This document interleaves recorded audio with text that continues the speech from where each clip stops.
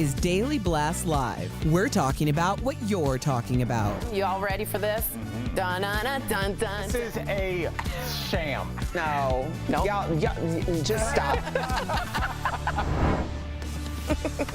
Welcome to DBL. It is definitely a Tuesday, November 16th, and I'm here with the brothers from another mother, Al and Jeff. How are you gentlemen doing? What's up, buddy? I'm doing well. Let's get straight into it because the Kyle Rittenhouse trial is everywhere. Have y'all been following it? So if you haven't been, he is the teenager who shot 3 people, killing 2 of them during a night of protests in Kenosha, Wisconsin last summer.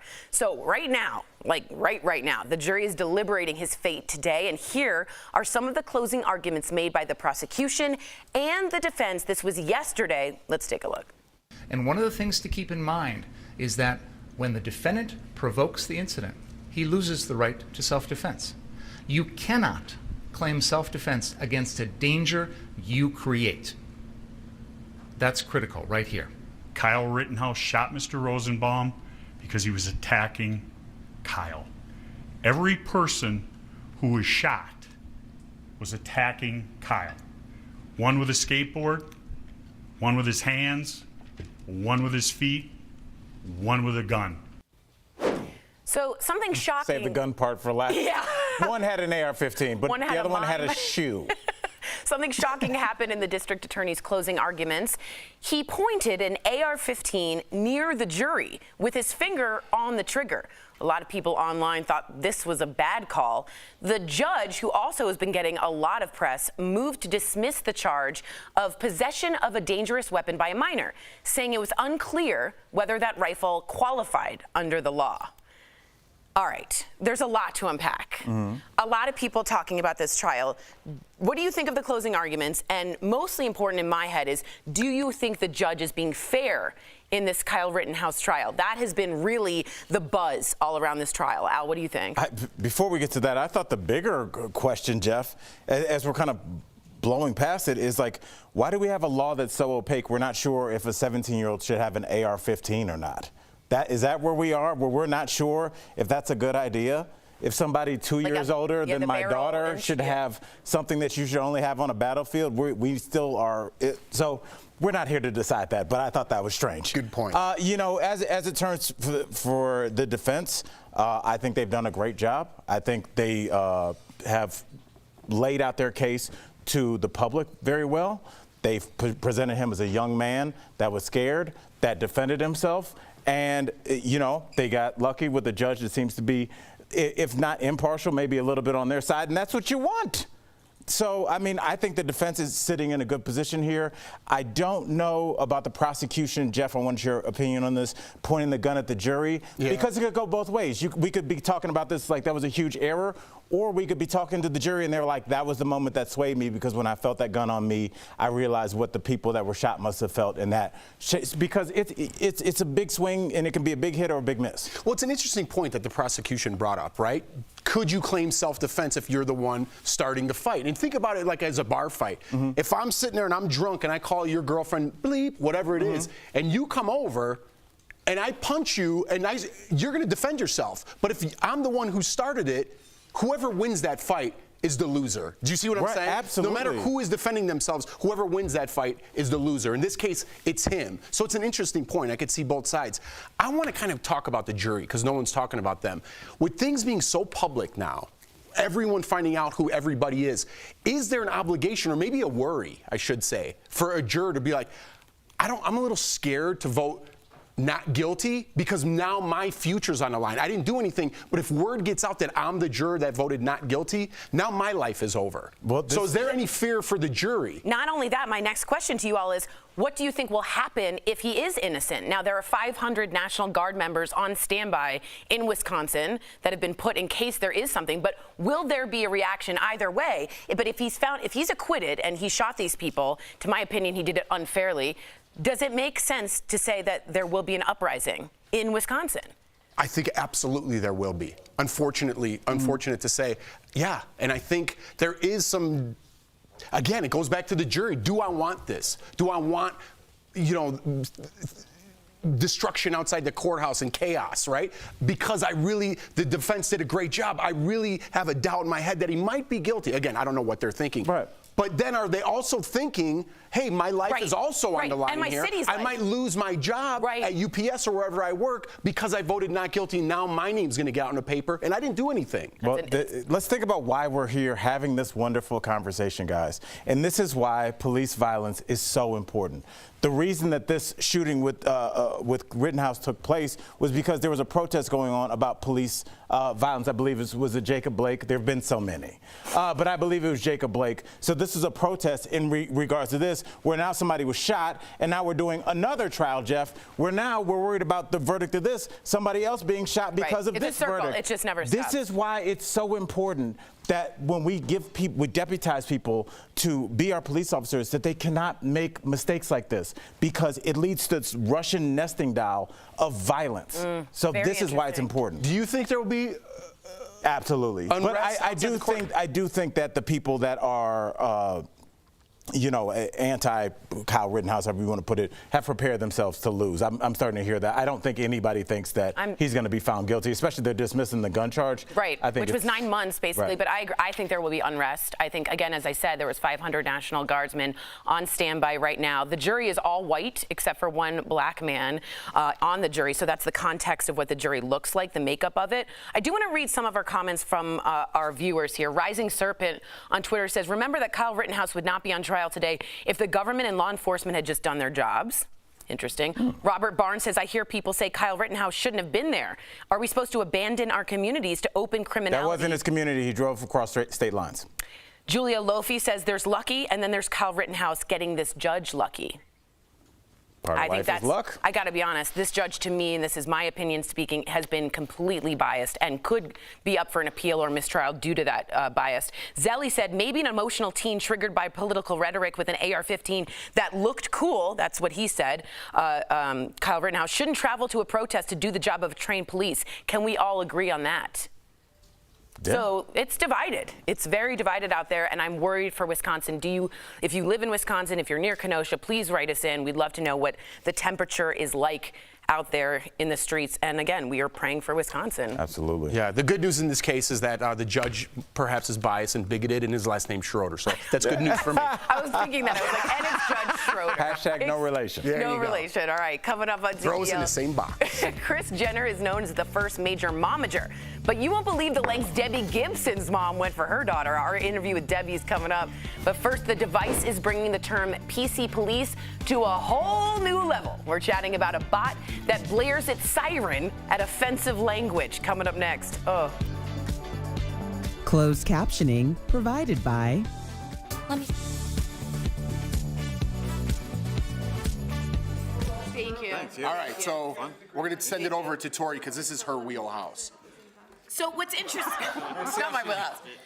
A lot of people are asking what's with the gun charge. So it was a 9-month, really strong charge. What's up with that? The airplane food. The gun charge was the one that they were really clear about, and he was going to be a for sure 9 months, because at 17, if you have a certain weapon, you're not allowed to hold it. That's against the law. However, and this is crazy, but I'm going to explain it, the barrel was 1 to a half inch too short for that rifle to fully be included in the letter of that law. Now, many judges would have said the spirit of the law says a 17-year-old shouldn't have a semi-automatic weapon and cross state lines for to do so. However, this judge, who has constantly been on the side of the defense, in my personal opinion, said, I'm dismissing it. That was the one thing they knew they'd get. I don't think he's going to see time. I don't think he'll see time. I think he'll be acquitted, and I think there'll be unrest in Kenosha. I don't want that. I'm simply saying, like, I really believe he will be let go. I think there's a lot of people that probably do want unrest, though. If you think about, like, how a lot of people fund their websites and push their agenda, push their hashtag, they need conflict. And this is just the whole thing. Kyle Rittenhouse, if he is found innocent, will then be the face of, like, this is our youth. He's a martyr. Being persecuted by the Antifa left. And it is, I mean, if you own a right-wing website or any kind of, thing that needs funds, this is the kind of story that you live for. You can milk this forever, and vice versa. And if he goes to jail, he's also a martyr. Absolutely. I just find the jury point interesting where we are socially in America, right? Because if you're on this side or that side.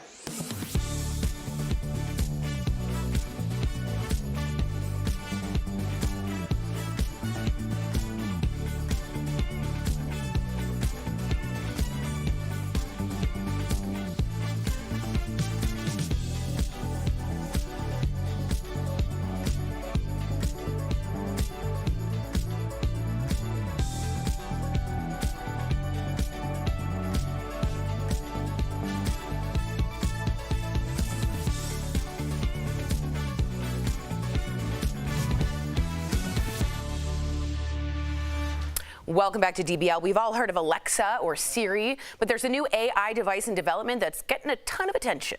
So the device will monitor and stop conversations if something said is not politically correct. It listens for triggering language like racial slurs, offensive jokes, and even slut shaming. It then emits an alarm. The idea is it can be used in classrooms, universities, and for police use, but could even be used at dinner parties and family gatherings. This is a terrible idea. I don't understand when you would break this out in the police department. I'm assuming there's some language going around that might not be great just by everybody in the building, but I don't really get this. I just feel like, and we said this during the break, so let's keep it 100. I would get this and try and set it off constantly at parties. What else are you gonna do with this? Dude, I don't know. This is ridiculous. Right. But Your some worst people think nightmare, it's Jeff. like, yeah, my worst nightmare. What is this thing called? Famous? Famous. I'm gonna call you famous. Thank you. No, it's just, what do you mean the police? Does it record you and send it to some Well, people server have somewhere? gotten caught with Alexa and things like that, saying things and admitting to crimes with Alexa, and it's been recorded. I love. So. I don't know. You guys go for this. It's so ridiculous. I don't even know what to say. That people think this is like a good idea and like, oh, this will fix the world. You know what stinks? That someone like me who sort of fights against the people who are like cancel culture, blah, blah, blah, and I'm like, hey, there's some accountability to that. This makes us look so dumb. This makes us look so stupidly woke in the way that I don't like using. I like to be woke. I like to be not asleep to things that are going on in my world. I hate that they have rebranded that word to a bad word, but this is so unnecessary. It dilutes the message completely. What I do in my own home, when I talk with my wife or my kids or my friends, is my own business. Right. Okay? It's not that I'm on national television getting in trouble for what I say every day, like I do, but it's like, this is my home. Absolutely. You know what I mean? I'm not bringing some toy in there to get me in trouble that might or might not go to the police station and they're hard servers. And this is silly, but let's be real for the last couple of seconds we have. This is what happened to the owner of the Clippers, the old owner. He was recorded, His that's right. mistress recorded him saying things in his home, and at that time, everybody was like, what he said was reprehensible. And as a black man, I can't be offended, but yes, people were offended. But this is what it leads to. If you are able to prosecute him, not prosecute, but he loses his job, loses his team. Well, Jeff, now, even when you're in your home making a joke, Tori, you're making a joke that's taken out of context. Is just right. That's how you get, and this is that slippery slope that everybody says, well, don't use a slippery slope. We're here. We're here, and it makes us because look of stuff dumb. like that. Yes, to me, it makes it look dumb. It's very scary. Yeah, freedom of speech. And do they know satire? Like, what if I'm taking... We need a machine that puts things in context. We need a machine. We don't like need a machine. The We're old human cartoons beings. where you open it up and a giant boxing glove comes out and punches you in the face. That's what we need. Jeff will be sued for assault. We don't advocate violence. Coming up on That headline just says Jeff punches Tori. No, it's very fluffy. It's pillowy. It's all pillowy. And then he calls her famous. All right, she wrote her first song at just 5 years old, clearly born to be a star. Our interview with 80s pop icon Debbie Gibson is coming up next. Meet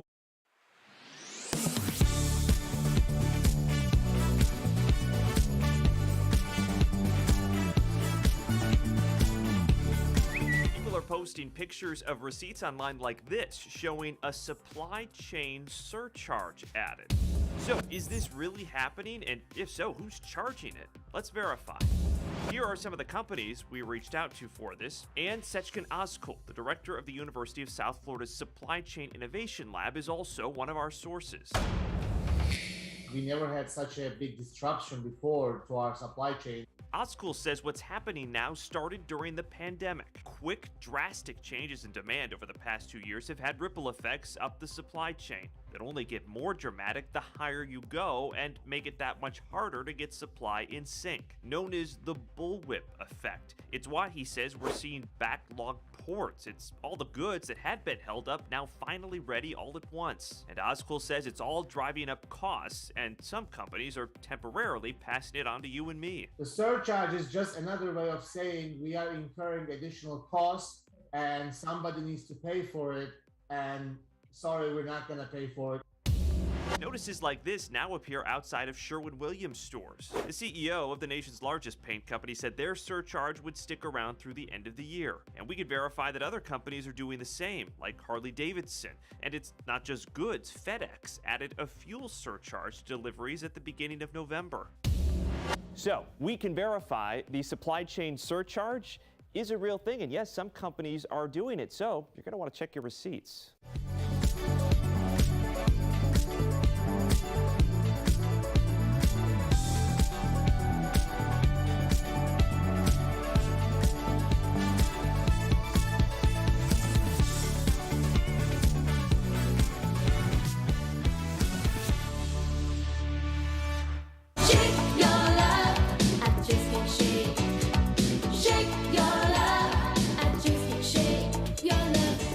Welcome back. She became an international star before her high school graduation. Debbie Gibson was one of the first teen pop stars ever, and earlier we spoke with her about her single and got her thoughts on Britney Spears' newfound freedom. That's today's Chatting with the Stars.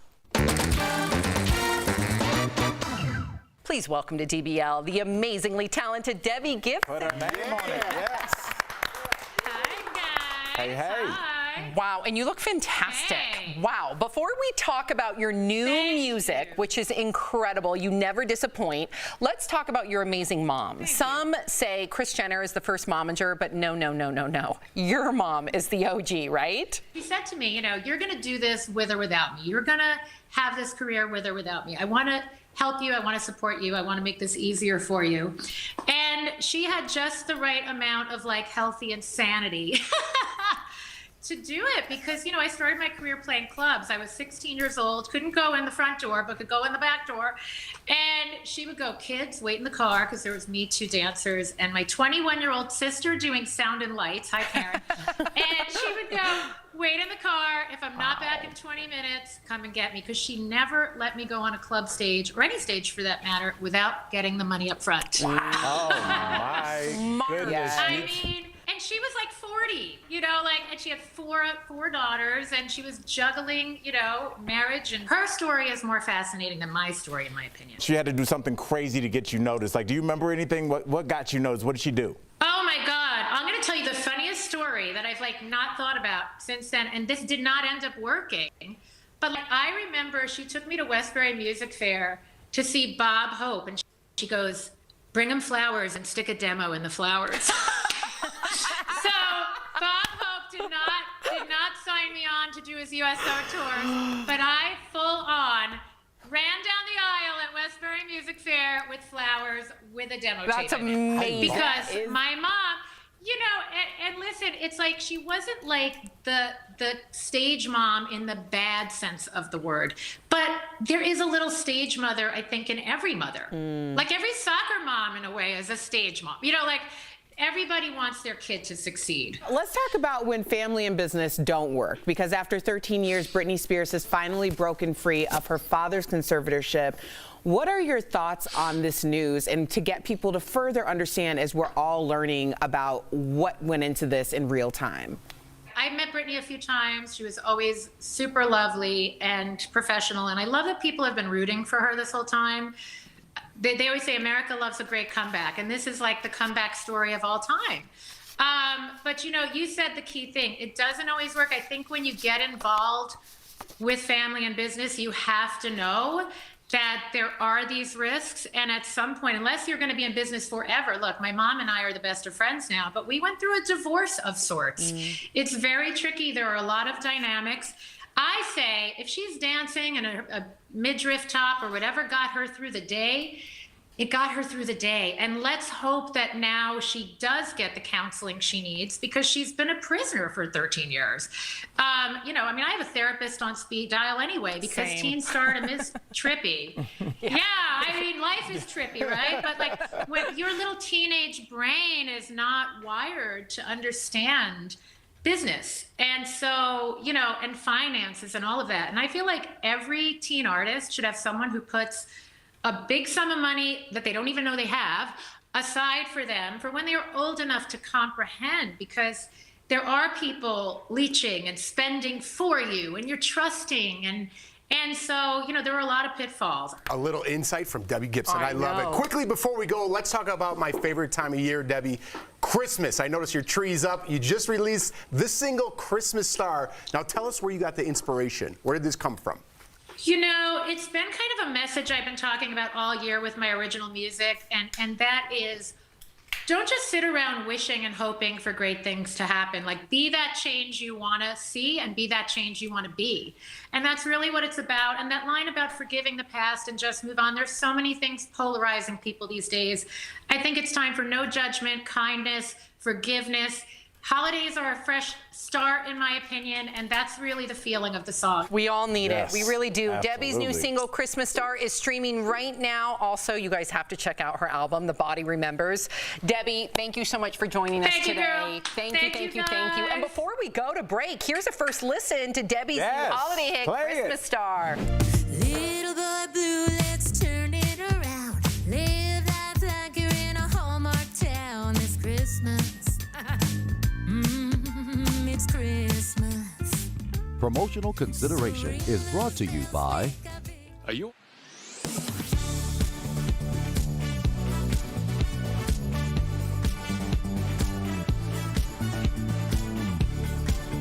Airpods exploded into the marketplace 5 years ago and remain a popular way to listen to music and answer calls. But a viral tweet with more than 3,800 likes and a similar Facebook post with 10,000 shares claims that convenience comes with dangerous health effects. So, let's verify. Do AirPods transmit dangerous levels of electromagnetic waves? Our sources are the FCC, the National Council on Radiation Protection and Measurements, and 2 experts in the field of electromagnetics and radiation. Before we get into the claim, let's first explain electromagnetic waves. Every electronic device in your home sends out streams of invisible energy waves. The government sets limits on how strong those waves can be, whether it's a cell phone, wireless headphones, or a microwave. We know for very high intensity energy, definitely can cause harm, can kill you. So that's how we use microwave oven for. You put a coffee in there in a few minutes, it will be hot or boiling. If you put your head in there, it will be cooked.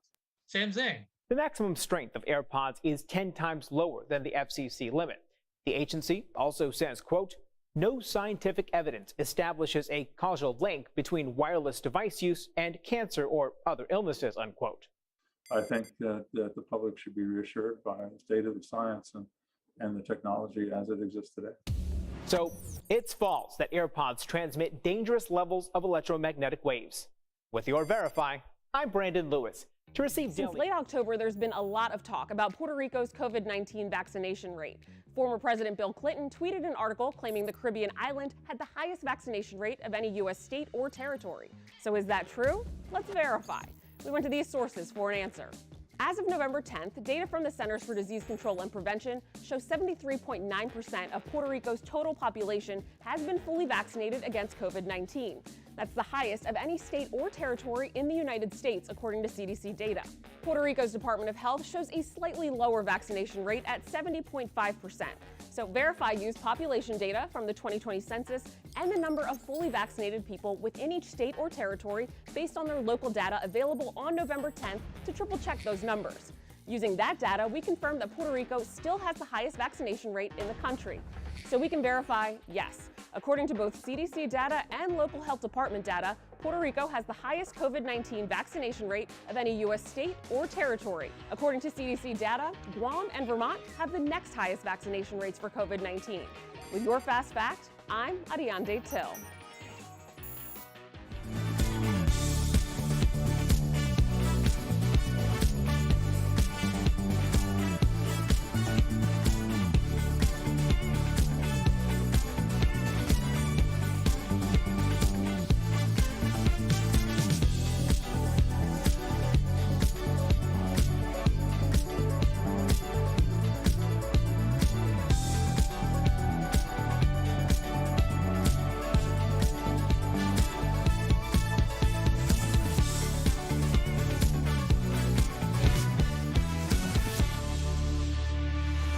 Welcome back to DBL. Our friends at Morning Save have so many great deals for you guys that Steph has not one, but 2 rounds of products for you guys this week. So enjoy these amazing deals just in time for the holidays. And don't forget to come back on Thursday to see what else we've got for you. Check it out.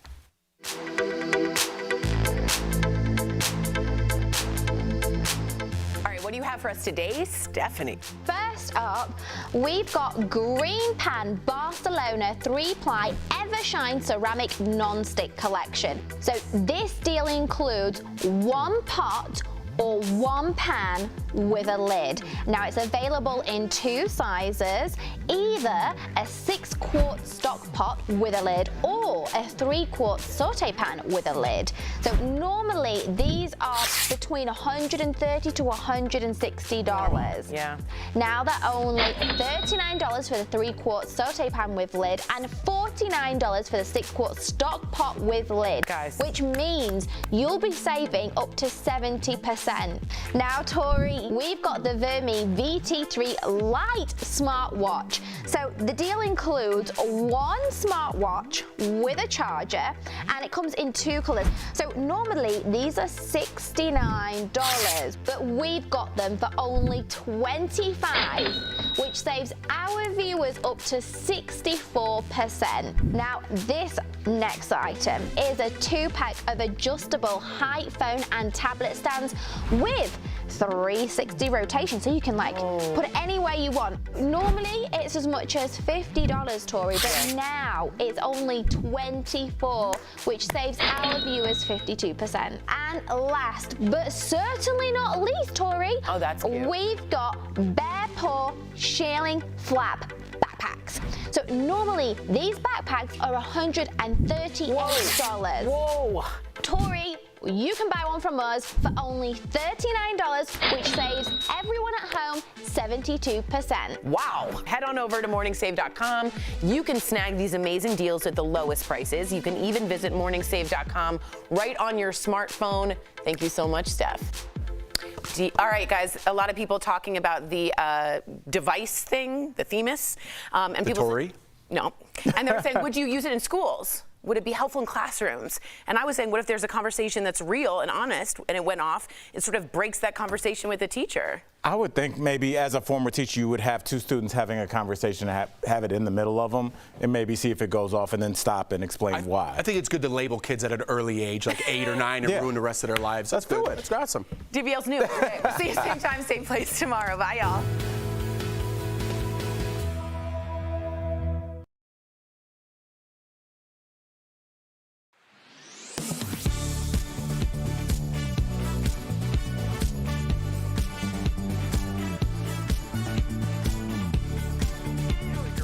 Facts on Zillow offers. To explain it, we went to a spokesperson for Zillow offers, a real estate technology expert, Mike Del Prete, and a tech expert, John Dickerson. First, what is an iBuyer? Well, according to Mike Del Prete, it's a recent phenomenon. Instead of selling your home through a real estate agent, online companies like Redfin and Open Door take over. You can actually just sell it to a company. Right? A company will buy it from you. You can go online, get an offer within 24 hours, and you can get a check in the mail by the end of the week. Del Prete says the companies then update the homes and sell them quickly at a higher value. It's a growing market, and that's why Zillow got into the game in 2018. Which leads us to, what was Zillow Offers? In 2018, Zillow launched its own iBuyer, Zillow Offers. So Zillow has used, lots of algorithms and machine learning and lots of data to look at housing prices now and in the future and in the past, and continually predicting what a home is worth. Del Prete explained Zillow Offers began buying and selling thousands of homes a month. The idea was to become competitive quickly in the iBuyer market. So what ended Zillow Offers? Zillow sent us this statement from the CEO. Quote, "We've determined the unpredictability in forecasting home prices far exceeds what we anticipated, and continuing to scale Zillow Offers would result in too much earnings and balance sheet volatility." In other words, Del Prete says the pandemic housing market set home values through the roof. Zillow Offers and other iBuyers bought along with it.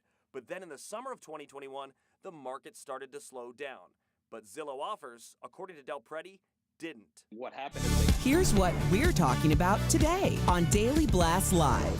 Kyle Rittenhouse's fate is now in the jury's hands. Were the closing arguments strong enough to set him free? And why did the judge dismiss a gun charge? The Kardashians steal the spotlight at 2 different weddings, but not in a good way. Kendall's shocking outfit choice and Kourtney's PDA. And the mysterious disappearance of a teacher has a mother demanding answers. How investigators failed to bring this case to light. Trey just would not leave like this. He just wouldn't. Oh my God.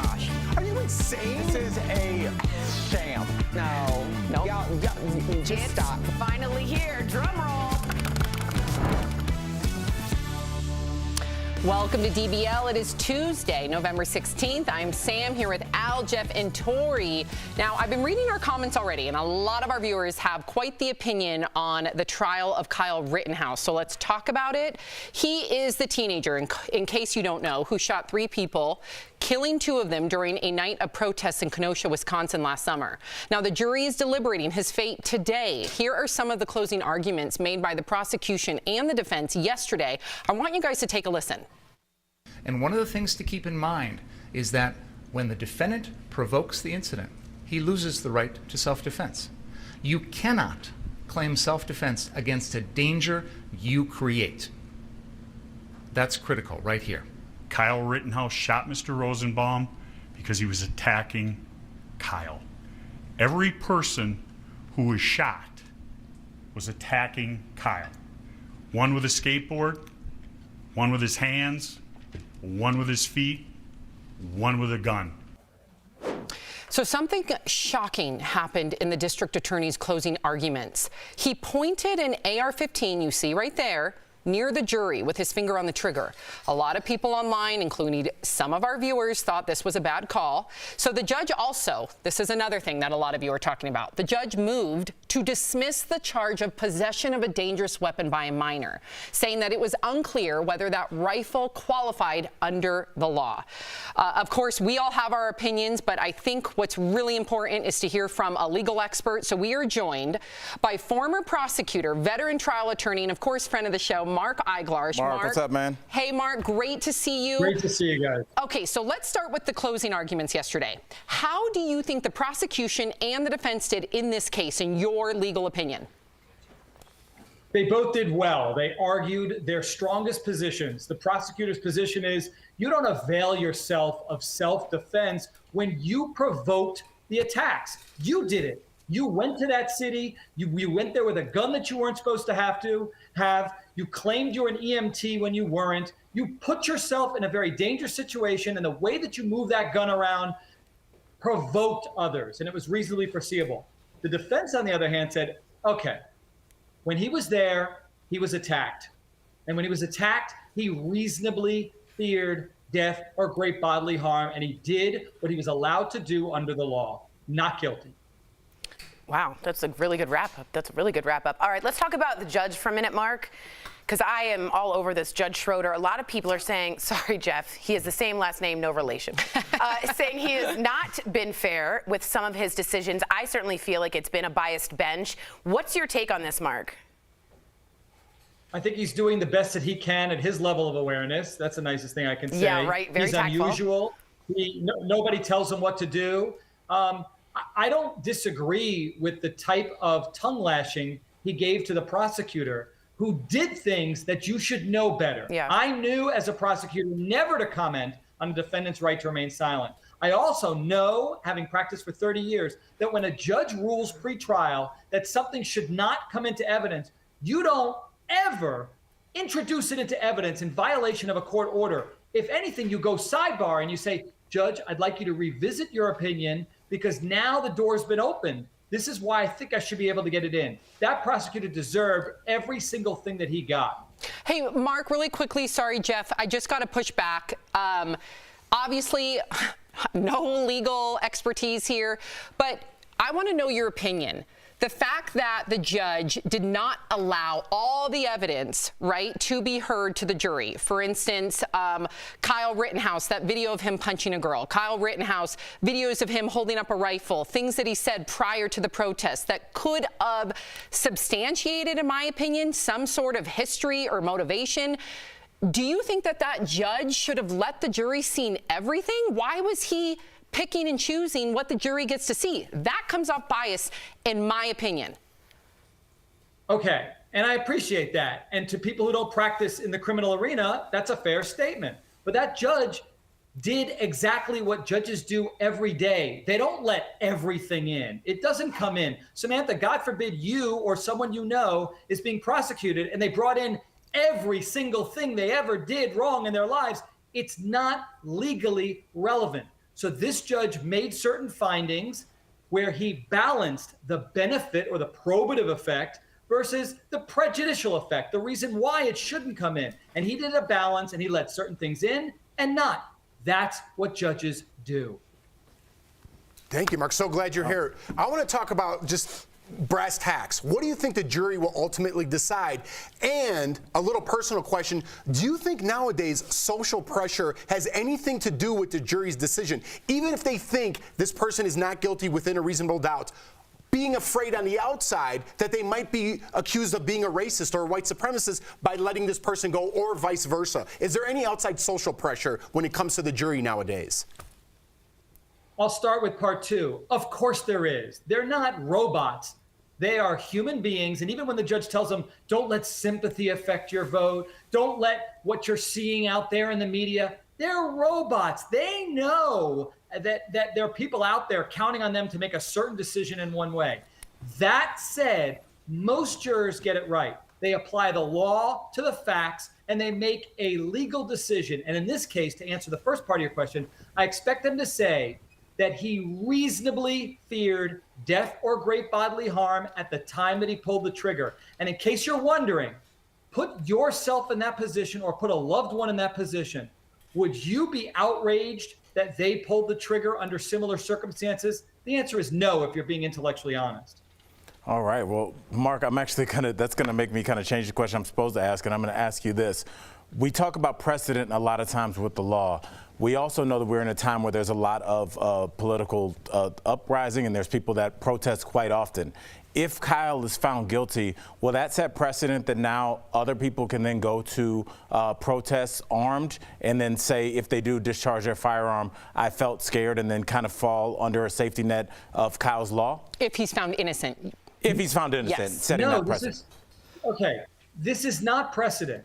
These facts are extremely unique to him and this case, as are every set of facts.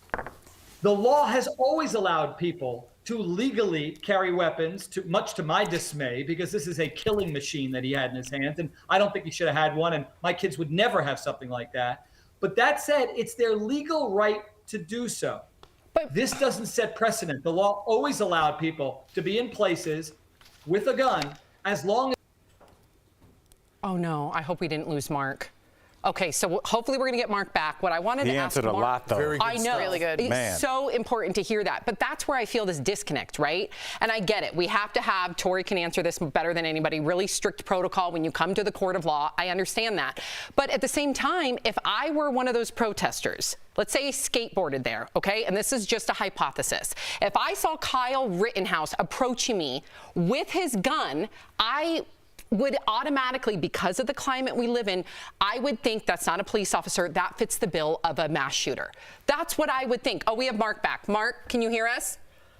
So what I was telling the panel is my fear. Let's say I am at a protest, which I've gone to many protests before, okay? And let's say I have something in my hand that could be used as a weapon. If I saw someone approach me with an AR-15 that looked like a 17-year-old, I'm going to deduce in my mind that's not a cop. That looks like a mass shooter. I might then try to defend my life. So I understand that we hear the fact that Kyle Rittenhouse may have felt like he was defending his life, but what about the two people who can't defend themselves that may have been defending their lives? You make an excellent point. And add to that the person holding that weapon of destruction is a 17-year-old whose frontal lobe of his brain, the portion governing reasoning and judgment, hasn't even been fully formed. That's a kid I'm more afraid of than an adult with that type of weapon. That said, as long as he's legally allowed to own one, and quite frankly, he wasn't when he was 17, but now he is, he can walk around in certain states and do that. Tori. It's frightening, Mark, but it is a necessary evil. Real quick, what do you think about the judge's ruling to take out the charge of the weapon charge due to the length, the 1-inch length difference in the gun? Do you think that was a good call? That was a 9-month sentence if he was found guilty. Yeah, the judge had to do it. He didn't do it on his own. It was done at the direction or request of the defense, who said that the prosecution didn't prove that legally it was the size it was supposed to be. That was an easy call. Don't blame the judge for that one. Wow. Well, you are always you're always here to clarify. Great stuff. I will never Yeah. understand the law, but thank you, Mark, for trying to put it in layman's terms for us. We appreciate you. For more information on Mark and his law firm, go to speaktomark.com. We'll be right back. Man Thank knows you, what Mark. he's talking about. Mark. Appreciate you, man. Thank you.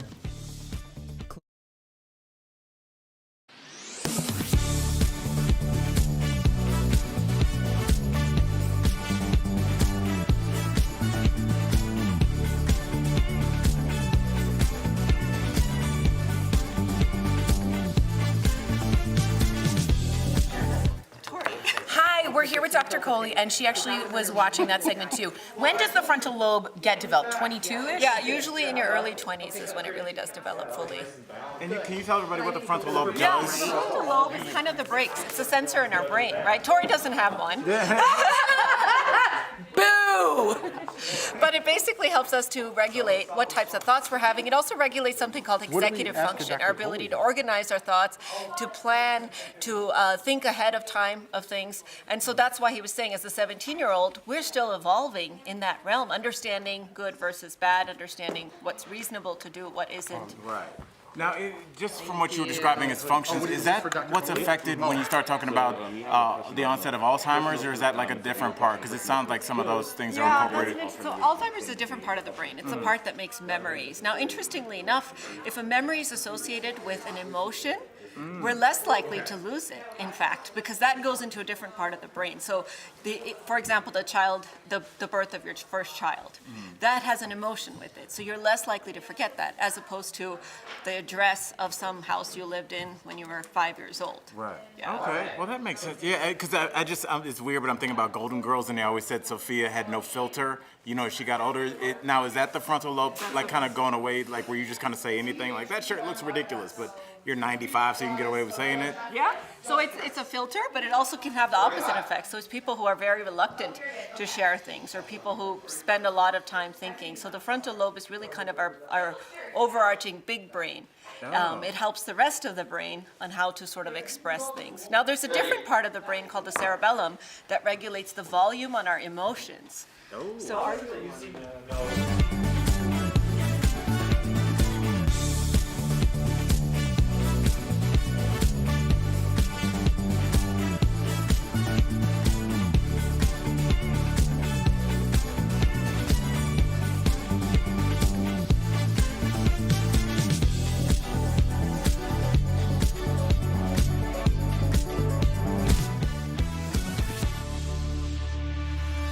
Welcome back to DBL. Dr. Coley, our viewers, of course, have questions for you. But first, we want to check in on some misinformation that's been floating around the internet, of course. I've seen it on my Facebook, so I want you to really give us the facts here. Robert F. Kennedy Jr. is saying that COVID vaccines are deadlier than all other vaccines, and that they are responsible for more deaths than all other vaccines combined from the last 30 years. That's what he's saying, okay? However, this is based on a website that collects self-reported adverse effects. So is there any truth at all to what Robert F. Kennedy Jr. is saying? No. So 432 million doses of this vaccine have been given, and a little over 9,500 people have died after getting the vaccine. So that's 0.002% of people. Now, let me be clear. They've died after getting the vaccine, not necessarily from the vaccine. So if I got the vaccine, got in my car, got into a car accident and died, that would end up in the adverse events database. So out of that 0.002%, very few have died directly from the vaccine. Now, can you die from vaccine? Yes. We've seen it, overactivation of the immune system. We've seen blood clots in the brains. We've seen allergic reactions. But the risk is so infinitesimally small as compared to the benefit that this type of misinformation, which happens with every vaccine, it happened with polio, it happened with MMR, it needs to stop. Does your general health play any part in if that happens to you? 100%, not just your general health, your age, your underlying medical problems, whether you have allergies, that's what we ask. Even, in fact, how you're monitored after the vaccine or what you do after the vaccine can affect whether you have a complication or not. All right. Well, we have a viewer, Marley, here. I like that name, Marley. Marley says, I'm taking aspirin daily to prevent heart disease, and I'm now hearing that I should reconsider this. What do you recommend, Dr. Coley? Yeah, when I was in training, guys, we used to aspirin a day keeps the doctor away. And then we used to say, do we really want to keep the doctor away? That's a good point. I never thought about that. Because we're losing business. But we used to give everybody aspirin, right? You turn 55 and you're a man, you get aspirin. You turn 60, you're a woman, you get aspirin. A few years ago, a bunch of studies came out that told us we've got it all wrong. We're actually hurting people over the age of 60 by giving them aspirin, because if you're older, healthy, don't have underlying heart disease, stroke, or known blockages, and you take an aspirin, it increases your risk of dying and increases your risk of bleeding. So I am taking my patients off of aspirin that don't have underlying heart disease. Now, if you have had a heart attack, a stroke, you have blockages, a whole different story, then you definitely need that aspirin. And if you're diabetic, you actually fall into a special group, because we're preventing heart attacks and strokes, but we're increasing bleeding by about the same amount. So the net clinical benefit of the aspirin is a little bit more difficult. So that's an individualized decision making. Aspirin and aloe. That was me growing up, right? Aspirin and aloe? Yeah, throw a little aloe on and there. And an apple, right? And an apple. The A's, stick to your A's. All right, we're running out of time. The gist of what Diane's writing is milk, good for you, bad for you. Dairy, good or bad? Such a tough question. I like how Jeff yells his questions. Is it good? Go. Well, because there's all this thing, non-dairy formula was born in 1920, whatever. Can I eat an egg yolk or not? You know what I mean? It's like that. So yes, it is good for you, but in moderation. That's kind of the bottom line. So completely plant-based, you can have vitamin deficiencies, you can have other nutritional deficiencies, but it keeps the inflammation down. Milk has fat, milk has cholesterol. Milk also has vitamins. It also has probiotics if you're having yogurt. So you really want to balance the risks and benefits, but in kind of the punchline, Jeff, in moderation. How about an egg yolk? 2 a week, no more than 2 a week. Really? Yes, everything else egg whites, because there's really been mixed data on this, and we know it's concentrated cholesterol, so limit it to 2 a week. Last week it was good. Egg in your shake every day or something? No, but I'm just saying, I don't know if a yolk is good or bad for you. I could see you being like Rocky. Like cracking the egg in the shake. No. No? All right. Thank you so much, Dr. Coley. As always, if you have a question you want answered by Dr. Coley, write us on social media. You can also email info@dailyblastlive.com. Coming up on DBL, this device is bringing the term PC police to a whole new level. We're going to chat about a bot that blares its siren at offensive language. That's coming up next. Can't wait, Doc. Meet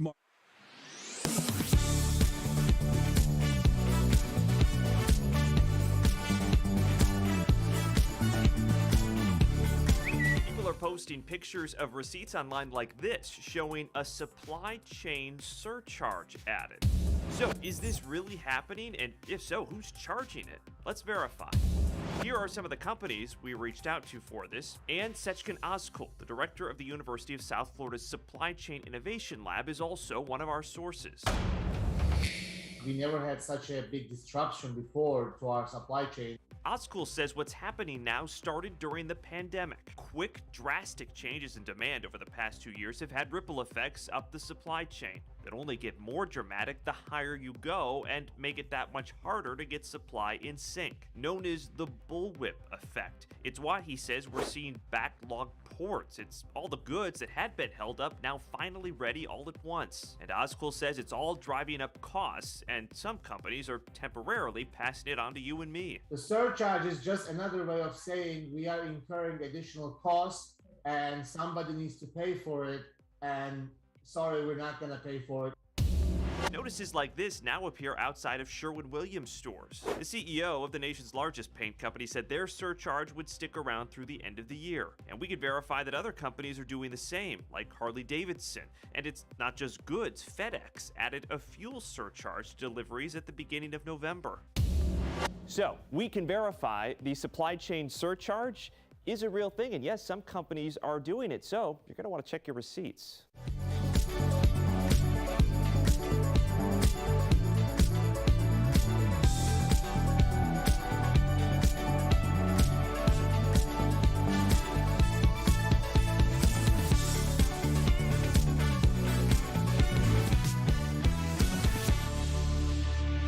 Welcome back to DBL. We've all heard of Alexa or Siri, but there's a new AI device in development that's getting a lot of attention. The device will monitor and stop conversations if something said is not politically correct. It listens for triggering language like racial slurs, offensive jokes, and even slut shaming. It then emits an alarm. So the idea is it can be used in classrooms, universities for PC police use, but it can even be used at dinner parties, family gatherings, maybe at your own home if you just want to ignite your own self-critique. All right, so what do we think about this? Obviously, I want to attack this as being ridiculous, but as a teacher, I thought about like how this could be useful. And not only have I taught middle school, but I also taught English as a second language. And I think for people that don't understand sometimes what they're saying and how that could be offensive, maybe for people that are secondhand English learners, this could be helpful. I really do think that if you might say something to somebody that you might not mean to say because you don't really understand how things work in context. So maybe that's the only way I can find this useful. That was a good job, buddy. That was a really good job. Because we were trying to find a way that would be I think useful. so, yeah. I would smash this in 3 seconds. Yeah. That's what I would do. I think it's very useful, but I want to hear from you because you're in agreement with Jeff. I think it's really dumb. And I think what's really frustrating about it is... I don't think your mic is on. Yeah. Oh. Here's why I think it's dumb. When I try and talk about cancel culture as being, people are rebranding it as everything, right? This dilutes my message. This is way too far. Human beings can have discernment. They can tell jokes satirical. They can have TV shows on with bad language. Huck Finn has bad language if I'm reading it in school. At no point do I need a robot to emit a 2-minute, extremely loud alarm instead of having a conversation that might be controversial. This feels like the right or what one side brought it to just dilute the message and make us look dumb. I think everybody would have to be on board. So a university that seems way too much. How are you going to get the consent of everybody without them feeling publicly shamed? That's already happening in universities without this thing. Well, as far as this device goes, if it were in a household, for instance, let's say I got the consent of everyone in my household and we're not going to place shame on anybody. It's just to learn. Like, for instance, I'm going to be fully forthright with everybody right now. I went on Instagram and I used the hashtag river rat because I was sitting in a river. I had no idea it was an offensive term. I had no idea. I pressed send to go on Instagram and post my picture. Instagram stopped me. Thank goodness. And they had a little badge that said, this is an offensive term. I immediately Googled the term and I learned the origin of that term and how offensive it can be to certain communities. I was very grateful in that moment that I learned what that term really meant, how I could have offended and hurt someone. I never want to hurt someone. I would imagine most people don't want to hurt people. So I think it could be very beneficial if you can take the shame out of it and just use it as a learning tool. That's my opinion. I think I might be down with that technology, just because it would just save you. Imagine if that had been allowed to go out. I know. But who's telling the robot what words you can and cannot use? That's a really subjective thing to emit an alarm. Yeah, but how fancy is AI? I'm sure you could say, listen, is it smarter than a brain where someone could have said... They usually are smarter than a brain. But could they say discernment, Sam? Like someone could have said, hey, that word means this. Does it need But what a if robot? no one's in my household to tell me? I think every household can make their own decision. I don't think it should be placed in an environment without people's consent, because then shame's going to be involved. And that's, to Jeff's point, it makes you almost push back when someone tries to educate you. But if it's in your own household, then you can tweak the AI by saying swear words, let's not apply those, only certain terms maybe, or offensive language. I don't know how you could tweak an AI. I'm pretty sure you could, given how evolved AI is, but I guess I'm for it with certain consenting groups. Ooh, we'll be right back. Promotional consideration is brought to you by... Are you...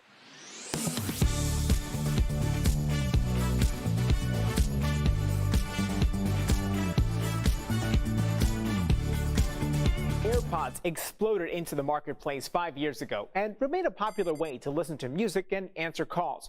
But a viral tweet with more than 3,800 likes and a similar Facebook post with 10,000 shares claims that convenience comes with dangerous health effects. So, let's verify.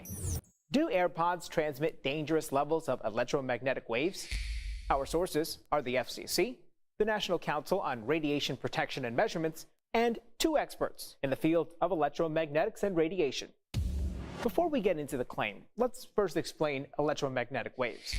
Every electronic device in your home sends out streams of invisible energy waves. The government sets limits on how strong those waves can be. whether it's a cell phone, wireless headphones, or a microwave. We know for very high intensity energy, definitely it can cause harm, can kill you. So that's how we use the microwave oven for. You put a coffee in there in a few minutes, it will be hot or boiling. If you put your head in there, it will be cooked. Same thing. The maximum strength of Airpods is 10 times lower than the FCC limit. The agency also says, quote, no scientific evidence establishes a causal link between wireless device use and cancer or other illnesses, unquote. I think that the public should be reassured by the state of the science and the technology as it exists today. So it's false that AirPods transmit dangerous levels of electromagnetic waves. With your Verify, I'm Brandon Lewis.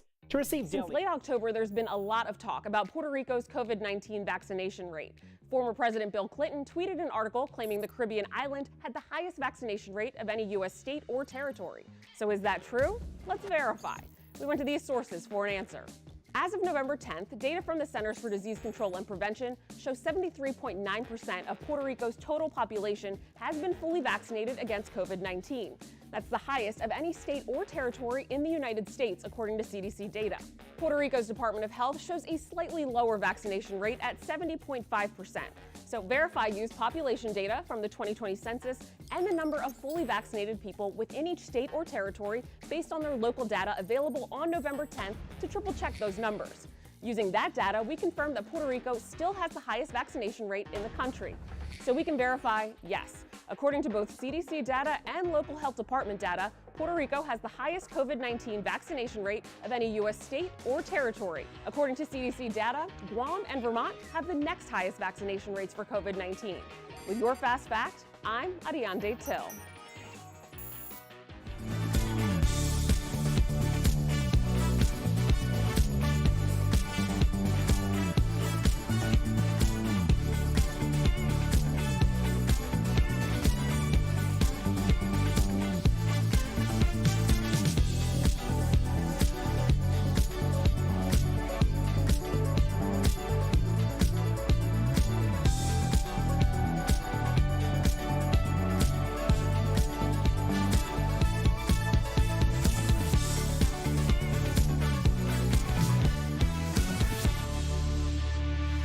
If you're leaving us, you can watch the second half of the show online. Watch on YouTube, dailyblastlive.com, or our DBL mobile app.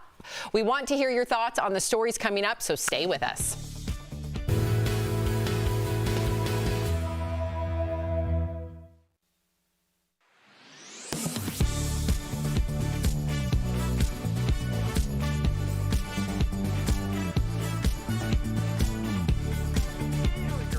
Facts on Zillow offers. To explain it, we went to a spokesperson for Zillow offers, a real estate technology expert, Mike Del Prete, and a tech expert, John Dickerson. First, what is an iBuyer? Well, according to Mike Del Prete, it's a recent phenomenon. Instead of selling your home through a real estate agent, online companies like Redfin and Open Door take over. You can actually just sell it to a company. Right, a company will buy it from you. You can go online, get an offer within 24 hours, and you can get a check in the mail by the end of the week. Del Prete says the companies then update the homes and sell them quickly at a higher value. It's a growing market, and that's why Zillow got into the game in 2018. Which leads us to, what was Zillow Offers? In 2018, Zillow launched its own iBuyer, Zillow Offers. So Zillow has used, lots of algorithms and machine learning and lots of data to look at housing prices now and in the future and in the past, and continually predicting what a home is worth. Del Prete explained Zillow Offers began buying and selling thousands of homes a month. The idea was to become competitive quickly in the iBuyer market. So what ended Zillow Offers? Zillow sent us this statement from the CEO. Quote, we've determined the unpredictability in forecasting home prices far exceeds what we anticipated, and continuing to scale Zillow Offers would result in too much earnings and balance sheet volatility. In other words, Del Prete says the pandemic housing market sent home values through the roof. Zillow Offers and other iBuyers bought along with it. But then in the summer of 2021, the market started to slow down. But Zillow Offers, according to Del Prete, didn't. What happened is they ended up buying a lot of houses and overpaying for a lot of those houses because they didn't see those brake lights. They didn't see the market start to cool. And the decision was made to shut down Zillow Offers.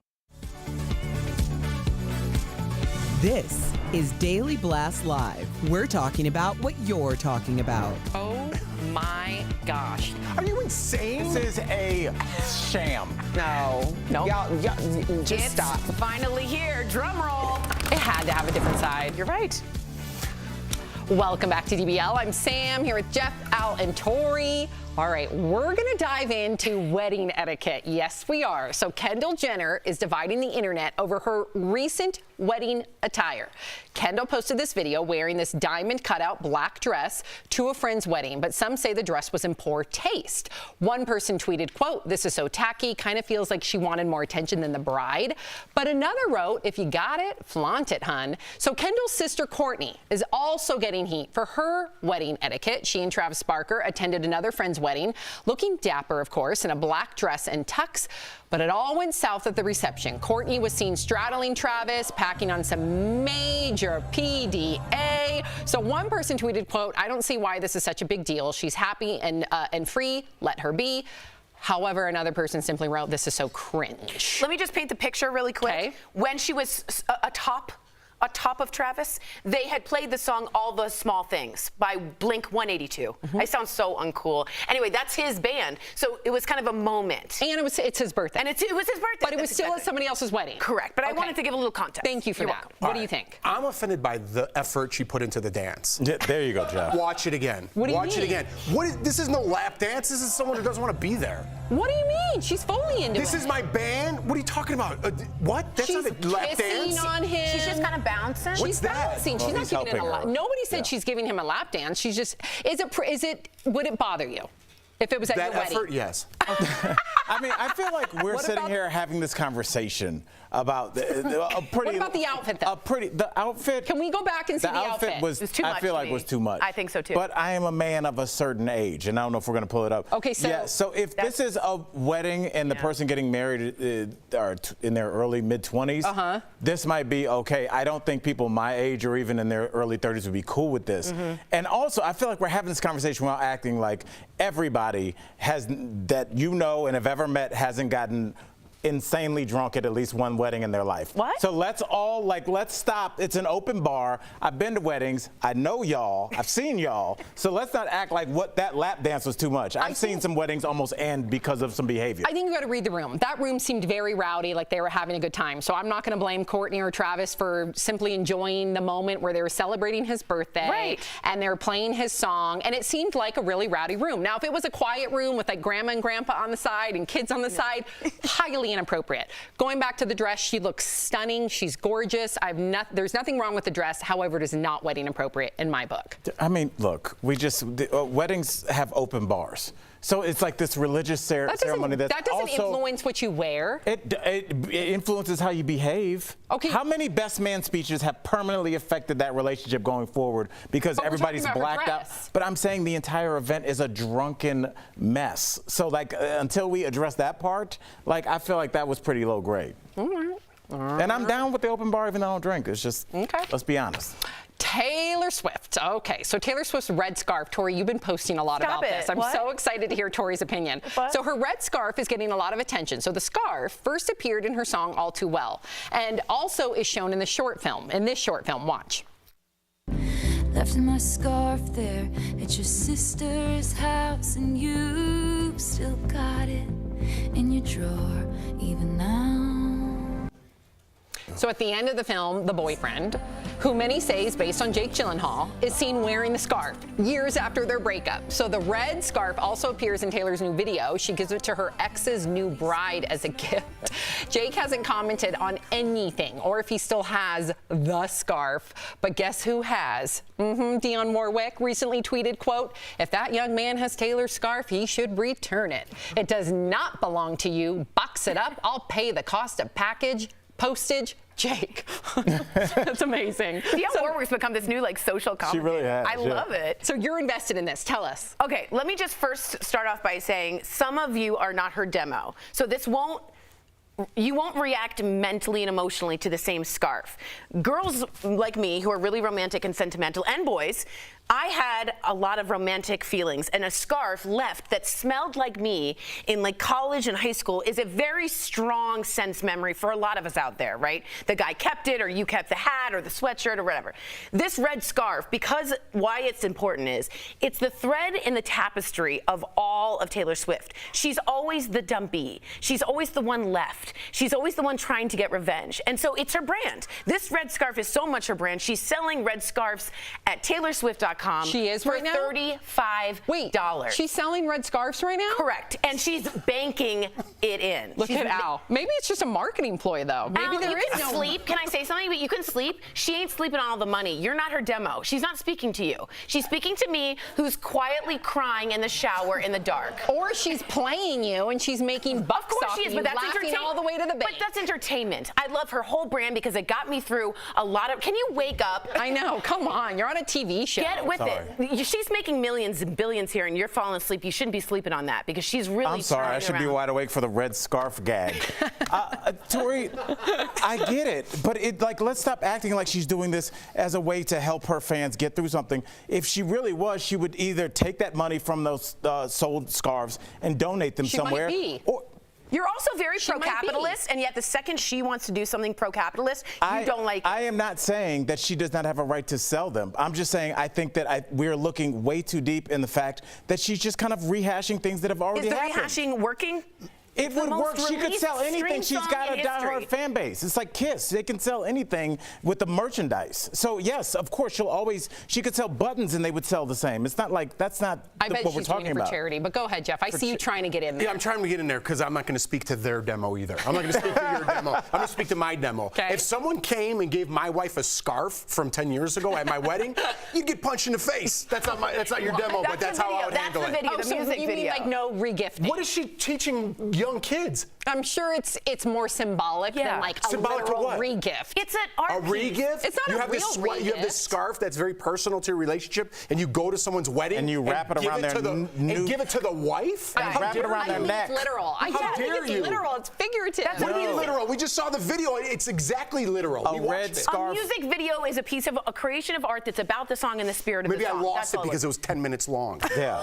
Look, you don't want to hear it. That's great. Do I want to hear even more of it? Yes. You want to hear more of a 10-minute song. I want to hear so much more of Taylor Swift. Honestly. Well, don't worry. She's re-recording everything. And guess what? She's making way more. And guess what? She should to own her own catalog. So bravo to her. Now Jessica Simpson is doing it, and a lot of other artists. Billy Joel wished he had done it. I'm proud of her for sticking up and getting her own catalog back. That's a big move. Amen, Tori. I'm right there with you, girl. Coming up on DB. What? Stop. I don't like that she just had her walk-off moment. Who? Tori, I have something to say, but I'm gonna say it during the break. No. I'm gonna say it during the break. Go to our YouTube, watch our break for Al's. Come back. Our points are just not literal. They just don't exist. Tori yelled at me in the parking lot. Tori thinks she's going to lunch with Taylor Swift. This is serious. A mother's demands answers after her son vanishes overnight. Why police and media did not give her the time of day. That's coming up next in True Crime Chronicles. Closed captioning provided by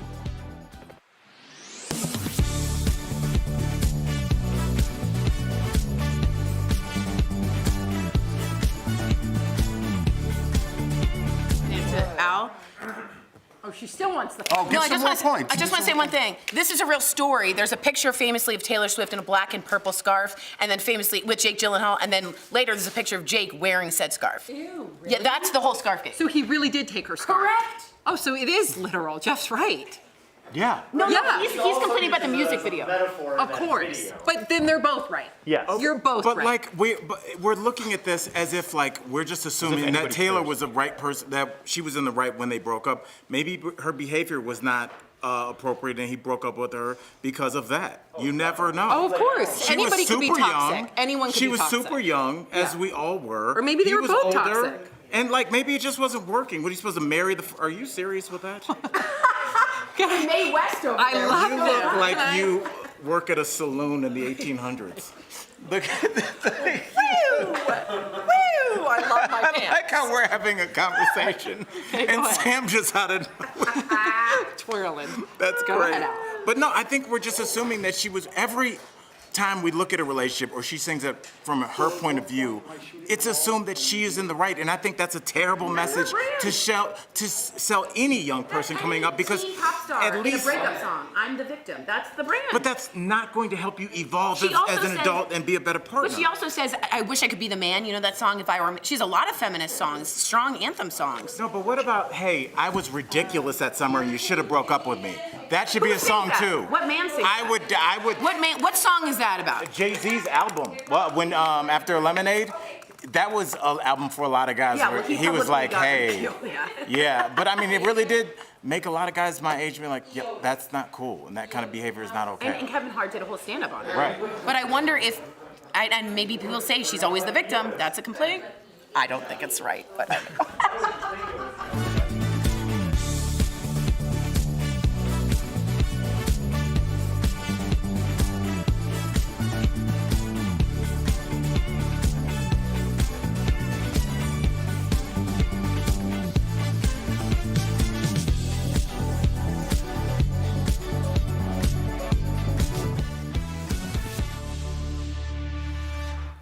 E. Otis Harris has been missing for almost 5 months. He's a 32-year-old gay black man from Fort Worth, Texas. But his story isn't one that you've heard about. In fact, DBL is the very first to cover it. And all this month, we are dedicating our True Crime Chronicles to missing people of color. And today, we are sharing his story.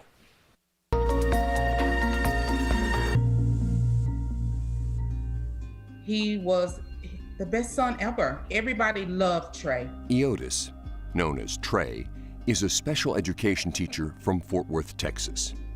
He disappeared in the middle of the night 5 months ago. He called me again like at 3-something that morning, and he was out walking his dog.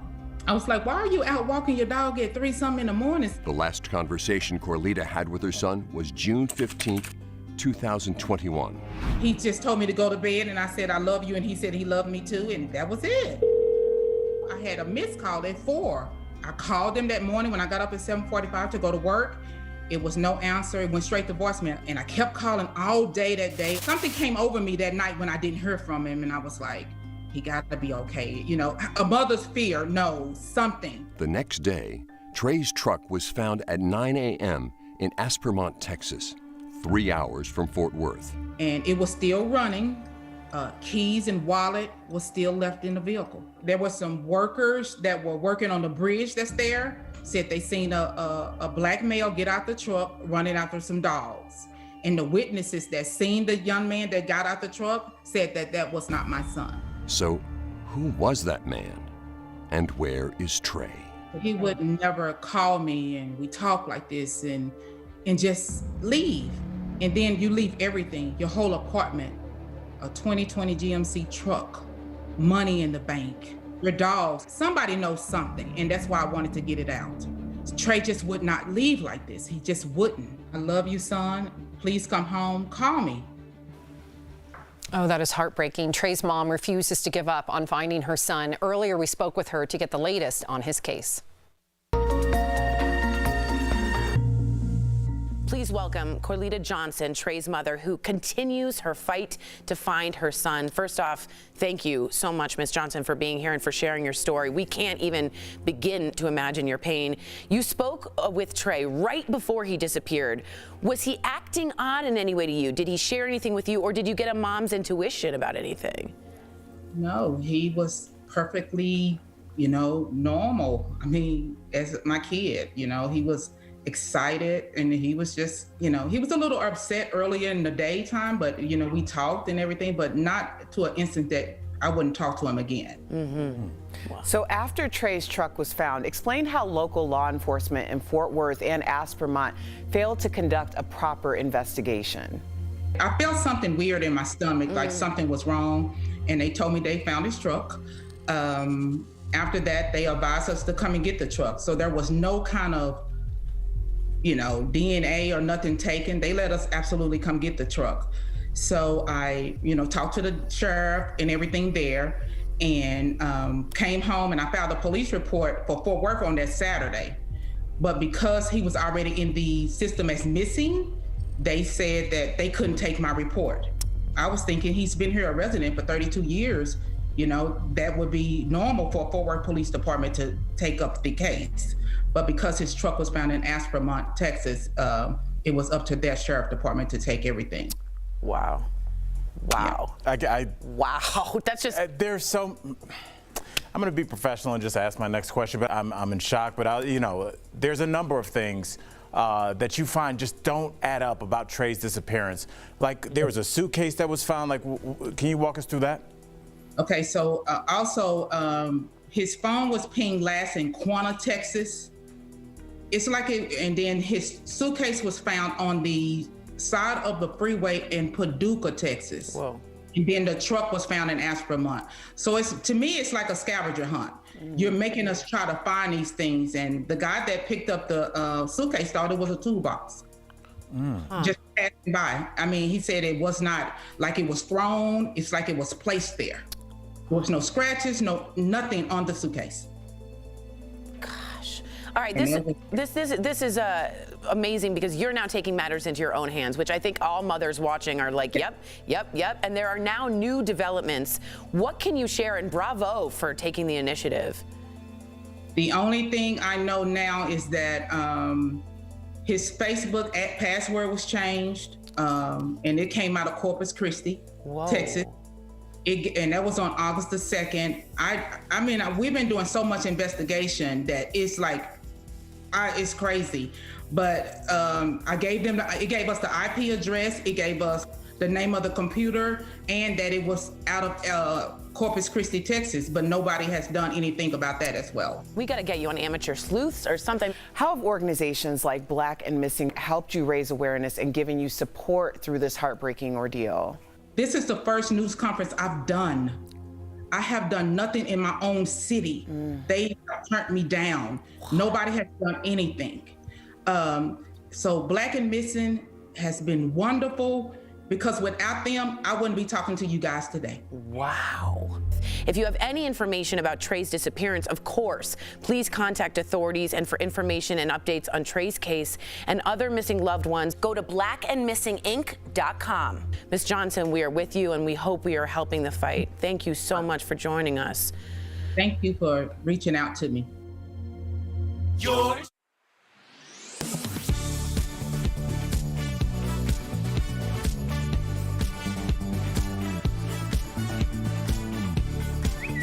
Posting pictures of receipts online like this showing a supply chain surcharge added.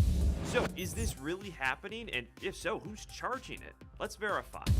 Here are some of the companies we reached out to for this. And Sechkin Ozkul, the director of the University of South Florida's Supply Chain Innovation Lab, is also one of our sources. We never had such a big disruption before to our supply chain. Ozkul says what's happening now started during the pandemic. Quick, drastic changes in demand over the past 2 years have had ripple effects up the supply chain that only get more dramatic the higher you go and make it that much harder to get supply in sync, known as the bullwhip effect. It's why he says we're seeing backlogged ports. It's all the goods that had been held up now finally ready all at once. And Ozkul says it's all driving up costs, and some companies are temporarily passing it on to you and me. The surcharge is just another way of saying we are incurring additional costs and somebody needs to pay for it, and sorry, we're not going to pay for it. Notices like this now appear outside of Sherwin-Williams stores. The CEO of the nation's largest paint company said their surcharge would stick around through the end of the year. And we could verify that other companies are doing the same, like Harley-Davidson. And it's not just goods. FedEx added a fuel surcharge to deliveries at the beginning of November. So we can verify the supply chain surcharge is a real thing. And yes, some companies are doing it. So you're going to want to check your receipts.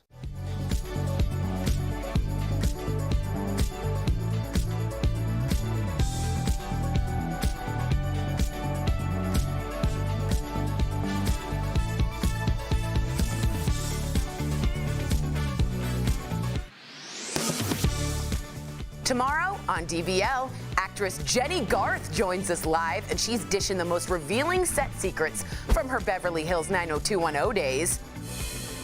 Plus, a husband escapes the Heaven's Gate space cult, how he lost his wife to one of the largest mass suicides on American soil. she decided that she wanted to stay. So I felt betrayed. That's tomorrow on DBL. Welcome back. Our friends at Morning Save have so many great deals for you just in time for the holidays. Check it out.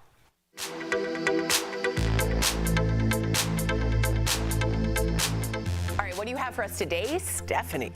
Hey Tori, I've got some wonderful products and even better deals, and I can't wait to share them with you. So first up, we've got Green Pan Barcelona 3-ply Evershine ceramic non-stick collection. So this deal includes one pot or one pan with a lid. Now it's available in 2 sizes, either a 6-quart stock pot with a lid or a 3-quart saute pan with a lid. So Green Pan is the trusted go-to brand for non-toxic, easy to clean pots and pans that are free from PFOA, lead and calcium, so there's no need to worry about releasing toxic fumes when they get overheated. Normally these are between $130 to $160. Yeah.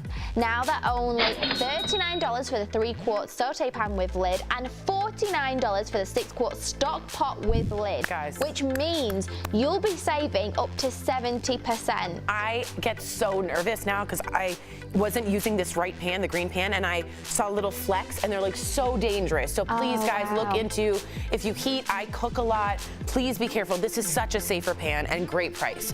Now, Tori, you don't want to miss this deal before the holidays.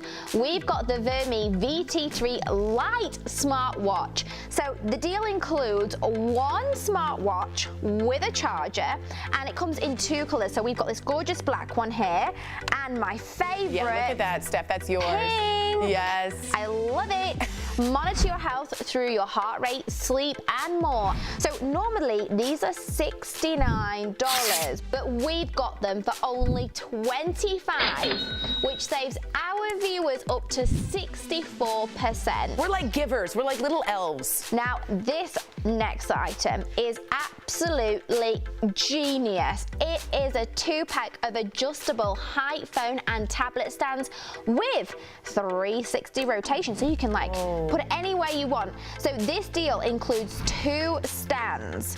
It's made with a smooth aluminium with a stable base, and it's even got anti-slip pads on there. So normally it's as much as $50, Tori, but now it's only $24, which saves our viewers 52%. And just give it to your mom or dad if you're trying to Zoom with family. My mom shows me the ceiling every time. And last, but certainly not least, Tori, oh, that's cute. We've got Bear Paw Shearling Flap backpacks. Whoa. So backpacks are back, and they are so in right now. We could all use this hands-free convenience. Yeah. And Bear Paw is known for their incredibly cozy and durable footwear. So you can just imagine, honestly, this is so soft, and the bag itself is really sturdy. Nice. This is great. So normally these backpacks are $138. Whoa. Tori, you can buy one from us for only $39, which saves everyone at home 72%. That's a legit good deal, you guys, and that's Amazing. a really sophisticated looking winter gift for someone. So cute. Really, really special. That can be for mothers-in-laws, sisters, things like that. Yep. Think outside the box. Wow, I got a lot to choose from today. Head on over to morningsave.com. You can snag these amazing deals at the lowest prices. You can even visit morningsave.com right on your smartphone. Thank you so much, Steph. We'll be right back. Promotional consideration is brought to you by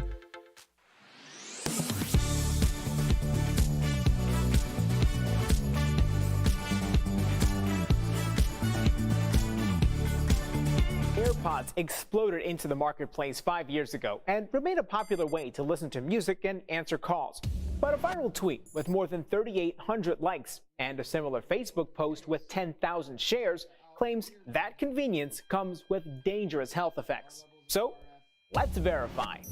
Do AirPods transmit dangerous levels of electromagnetic waves? Our sources are the FCC, the National Council on Radiation Protection and Measurements, and 2 experts in the field of electromagnetics and radiation. Before we get into the claim, let's first explain electromagnetic waves.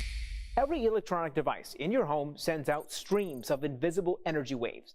The government sets limits on how strong those waves can be, whether it's a cell phone, wireless headphones, or a microwave.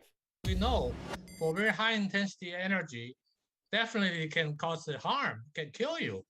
So that's how we use the microwave oven for. You put a coffee in there in a few minutes, it will be hot or boiling. If you put your head in there, it will be cooked. Same thing. The maximum strength of Airpods is 10 times lower than the FCC limit. The agency also says, quote, no scientific evidence establishes a causal link between wireless device use and cancer or other illnesses, unquote. I think that the public should be reassured by the state of the science and the technology as it exists today. So it's false that AirPods transmit dangerous levels of electromagnetic waves. With your Verify, I'm Brandon Lewis. To receive Since late October, there's been a lot of talk about Puerto Rico's COVID-19 vaccination rate. Former President Bill Clinton tweeted an article claiming the Caribbean island had the highest vaccination rate of any U.S. state or territory. So is that true? Let's verify. We went to these sources for an answer. As of November 10th, data from the Centers for Disease Control and Prevention shows 73.9% of Puerto Rico's total population has been fully vaccinated against COVID-19. That's the highest of any state or territory in the United States, according to CDC data.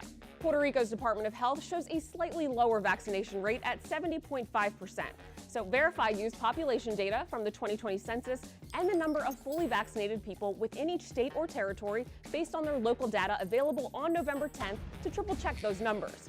Using that data, we confirmed that Puerto Rico still has the highest vaccination rate in the country.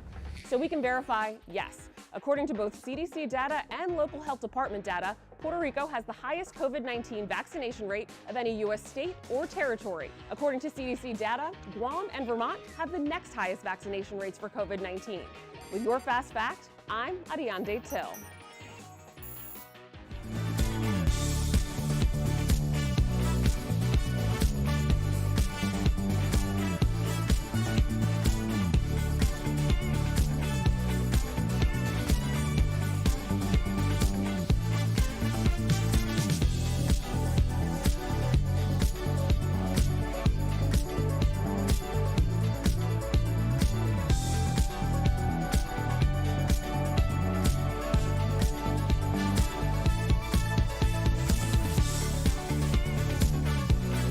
Everyone is talking about DBL. You guys are a blast. Every single thing you're talking about, I want to sit there with you. You sound great and you look great. Thank you very much, Sean Stamos. That means a lot. What a pleasure it is to look at all of you. You're all doing just a great job. I love the show because it's smart, it's entertaining. Y'all got really good questions. You guys are on fire. DBL is feeling the love. I was listening to your conversation. It's so interesting. Oh, well, thank you.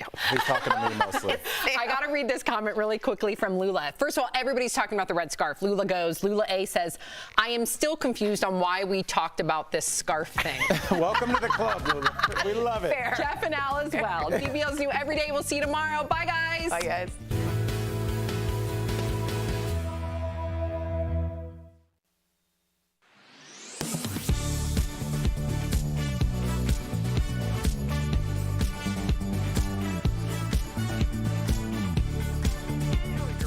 Facts on Zillow offers. To explain it, we went to a spokesperson for Zillow offers, a real estate technology expert, Mike Del Prete, and a tech expert, John Dickerson.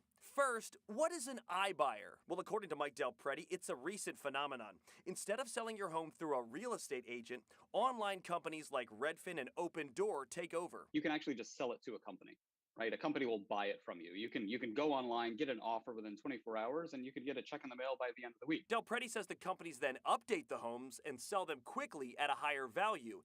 It's a growing market, and that's why Zillow got into the game in 2018. Which leads us to, what was Zillow Offers? In 2018, Zillow launched its own iBuyer, Zillow Offers. So Zillow was used, lots of algorithms and machine learning and lots of data to look at housing prices now and in the future and in the past, and continually predicting what a home was worth. Del Prete explained Zillow Offers began buying and selling thousands of homes a month.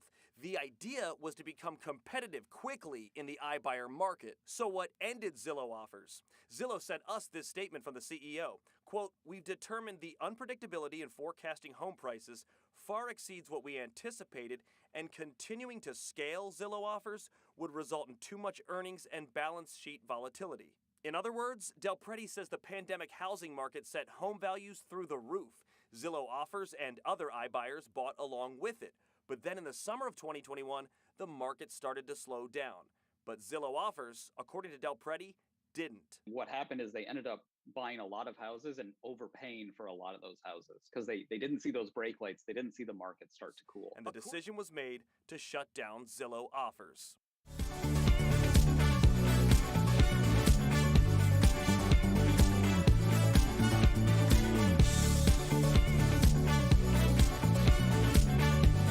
Here's what we're talking about today on Daily Blast Live. Kyle Rittenhouse's fate is now in the jury's hands. Were the closing arguments strong enough to set him free? And why did the judge dismiss a gun charge? The Kardashians steal the spotlight at 2 different weddings, but not in a good way. Kendall's shocking outfit choice and Kourtney's PDA. And the mysterious disappearance of a teacher has a mother demanding answers. How investigators failed to bring this case to light. Trey just would not leave like this. He just wouldn't. Oh my gosh. Are you insane? This is a sham. No. Nope. Just stop. Finally here, drum roll. Welcome to DBL. It is Tuesday, November 16th. I'm Sam here with Al, Jeff, and Tori. Now, I've been reading our comments already, and a lot of our viewers have quite the opinion on the trial of Kyle Rittenhouse. So let's talk about it. He is the teenager, in case you don't know, who shot 3 people, killing 2 of them during a night of protests in Kenosha, Wisconsin last summer. Now, the jury is deliberating his fate today. Here are some of the closing arguments made by the prosecution and the defense yesterday. I want you guys to take a listen. And one of the things to keep in mind is that when the defendant provokes the incident, he loses the right to self-defense. You cannot claim self-defense against a danger you create. That's critical right here. Kyle Rittenhouse shot Mr. Rosenbaum because he was attacking Kyle. Every person who was shot was attacking Kyle. One with a skateboard, one with his hands, one with his feet, one with a gun.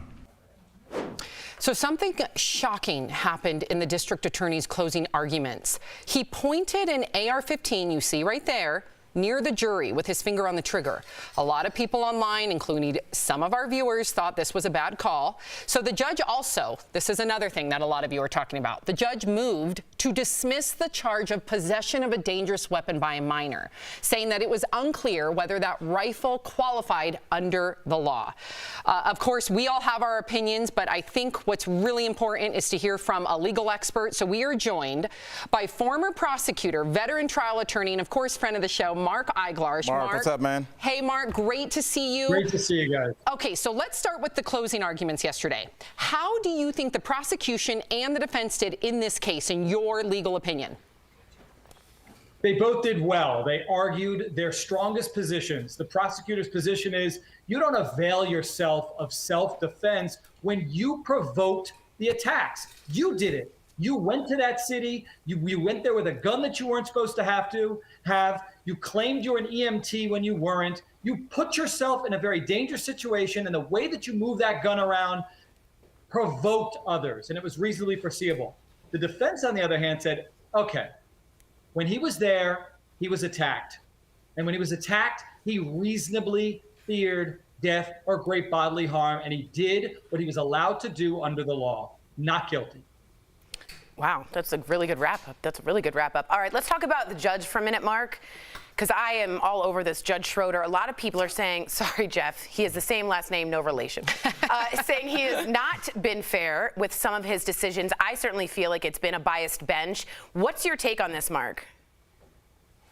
I think he's doing the best that he can at his level of awareness. That's the nicest thing I can say. Yeah, right. Very he's tactful. Unusual. Nobody tells him what to do. I don't disagree with the type of tongue lashing he gave to the prosecutor, who did things that you should know better. Yeah. I knew as a prosecutor never to comment on a defendant's right to remain silent. I also know, having practiced for 30 years, that when a judge rules pre-trial that something should not come into evidence, you don't ever introduce it into evidence in violation of a court order. If anything, you go sidebar and you say, Judge, I'd like you to revisit your opinion because now the door's been opened. This is why I think I should be able to get it in. That prosecutor deserved every single thing that he got. Hey, Mark, really quickly, sorry, Jeff, I just got to push back. Obviously, no legal expertise here, but I want to know your opinion. The fact that the judge did not allow all the evidence, right, to be heard to the jury. For instance, Kyle Rittenhouse, that video of him punching a girl. Kyle Rittenhouse, videos of him holding up a rifle, things that he said prior to the protest that could have substantiated, in my opinion, some sort of history or motivation. Do you think that that judge should have let the jury see everything? Why was he picking and choosing what the jury gets to see? That comes off bias, in my opinion. Okay, and I appreciate that. And to people who don't practice in the criminal arena, that's a fair statement. But that judge did exactly what judges do every day. They don't let everything in. It doesn't come in. Samantha, God forbid you or someone you know is being prosecuted and they brought in every single thing they ever did wrong in their lives. It's not legally relevant. So this judge made certain findings where he balanced the benefit or the probative effect versus the prejudicial effect, the reason why it shouldn't come in. And he did a balance and he let certain things in and not. That's what judges do. Thank you, Mark. So glad you're here. I want to talk about just brass tacks. What do you think the jury will ultimately decide? And a little personal question, do you think nowadays social pressure has anything to do with the jury's decision? Even if they think this person is not guilty within a reasonable doubt, being afraid on the outside that they might be accused of being a racist or a white supremacist by letting this person go, or vice versa. Is there any outside social pressure when it comes to the jury nowadays? I'll start with part two. Of course there is. They're not robots. They are human beings. And even when the judge tells them, don't let sympathy affect your vote, don't let what you're seeing out there in the media, they're robots. They know that there are people out there counting on them to make a certain decision in one way. That said, most jurors get it right. They apply the law to the facts and they make a legal decision. And in this case, to answer the first part of your question, I expect them to say that he reasonably feared death or great bodily harm at the time that he pulled the trigger. And in case you're wondering, put yourself in that position or put a loved one in that position. Would you be outraged that they pulled the trigger under similar circumstances? The answer is no, if you're being intellectually honest.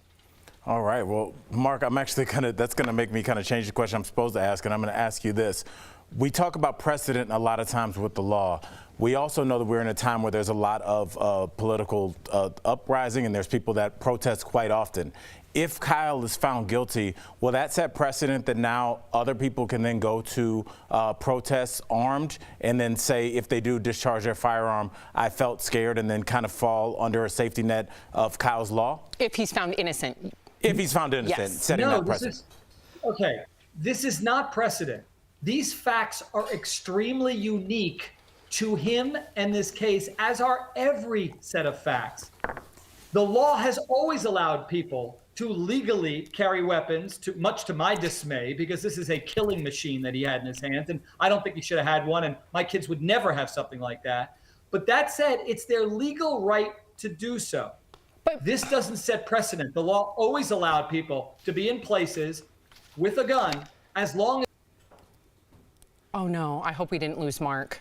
Okay, so hopefully we're going to get Mark back. What I wanted to ask Mark... He answered a lot, though. Very good. I know. Really good. It's so important to hear that. But that's where I feel this disconnect, right? And I get it. We have to have, Tori can answer this better than anybody, really strict protocol when you come to the court of law. I understand that. But at the same time, if I were one of those protesters, let's say he skateboarded there, okay? And this is just a hypothesis. If I saw Kyle Rittenhouse approaching me with his gun, I would automatically, because of the climate we live in, I would think that's not a police officer. That fits the bill of a mass shooter. That's what I would think. Oh, we have Mark back. Mark, can you hear us? So what I was telling perfectly. The panel is my fear. Let's say I am at a protest, which I've gone to many protests before, okay? And let's say I have something in my hand that could be used as a weapon. If I saw someone approach me with an AR-15 that looked like a 17-year-old, I'm going to deduce in my mind that's not a cop. That looks like a mass shooter. I might then try to defend my life. So I understand that we hear the fact that Kyle Rittenhouse may have felt like he was defending his life, but what about the two people who can't defend themselves that may have been defending their lives? You make an excellent point. And add to that the person holding that weapon of destruction is a 17-year-old whose frontal lobe of his brain, the portion governing reasoning and judgment, hasn't even been fully formed. That's a kid I'm more afraid of than an adult with that type of weapon. That said, as long as he's legally allowed to own one, and quite frankly, he wasn't when he was 17, but now he is, he can walk around in certain states and do that. It's frightening, but it is a necessary evil. Real quick, what do you think about the judge's ruling to take out the charge of the weapon charge due to the length, the 1-inch length difference in the gun? Do you think that was a good call? That was a 9-month sentence if he was found guilty. Yeah, the judge had to do it. He didn't do it on his own. It was done at the direction or request of the defense, who said that the prosecution didn't prove that legally it was the size it was supposed to be. That was an easy call. Don't blame the judge for that one. Wow.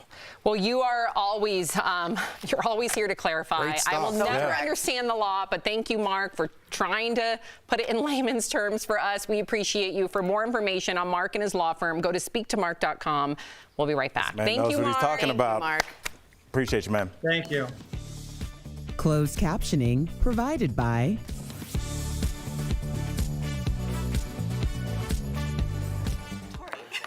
We're here with Dr. Coley, and she actually was watching that segment too. When does the frontal lobe get developed? 22-ish? Yeah, usually in your early 20s is when it really does develop fully. And can you tell everybody what the frontal lobe does? Yeah, the frontal lobe is kind of the brakes. It's a sensor in our brain, right? Tori doesn't have one. Boo! But it basically helps us to regulate what types of thoughts we're having. It also regulates something called executive function, our ability to organize our thoughts, to plan, to think ahead of time of things. And so that's why he was saying, as a 17-year-old, we're still evolving in that realm, understanding good versus bad, understanding what's reasonable to do, what isn't. Right. Now, just from what you were describing as functions, is that what's affected when you start talking about the onset of Alzheimer's, or is that like a different part? Because it sounds like some of those things are incorporated. So Alzheimer's is a different part of the brain. It's the part that makes memories. Now, interestingly enough, if a memory is associated with an emotion, we're less likely to lose it, in fact, because that goes into a different part of the brain. So, for example, the birth of your first child, that has an emotion with it. So you're less likely to forget that, as opposed to the address of some house you lived in when you were 5 years old. Right. Yeah. Okay. Well, that makes sense. Yeah, because it's weird, but I'm thinking about Golden Girls, and they always said Sophia had no filter. You know, as she got older. Now, is that the frontal lobe, like, kind of going away, like, where you just kind of say anything? Like, that shirt looks ridiculous, but you're 95, so you can get away with saying it? Yeah.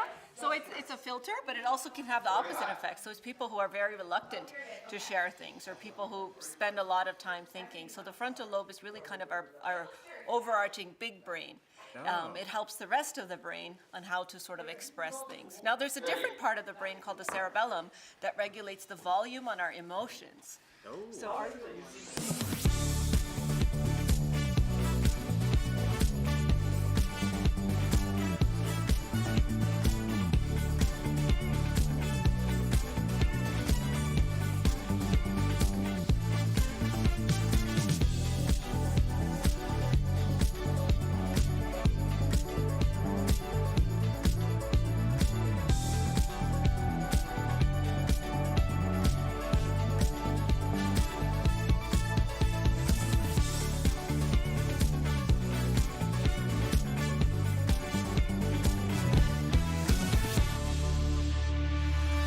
Welcome back to DBL. Dr. Coley, our viewers, of course, have questions for you. But first, we want to check in on some misinformation that's been floating around the internet, of course. I've seen it on my Facebook, so I want you to really give us the facts here.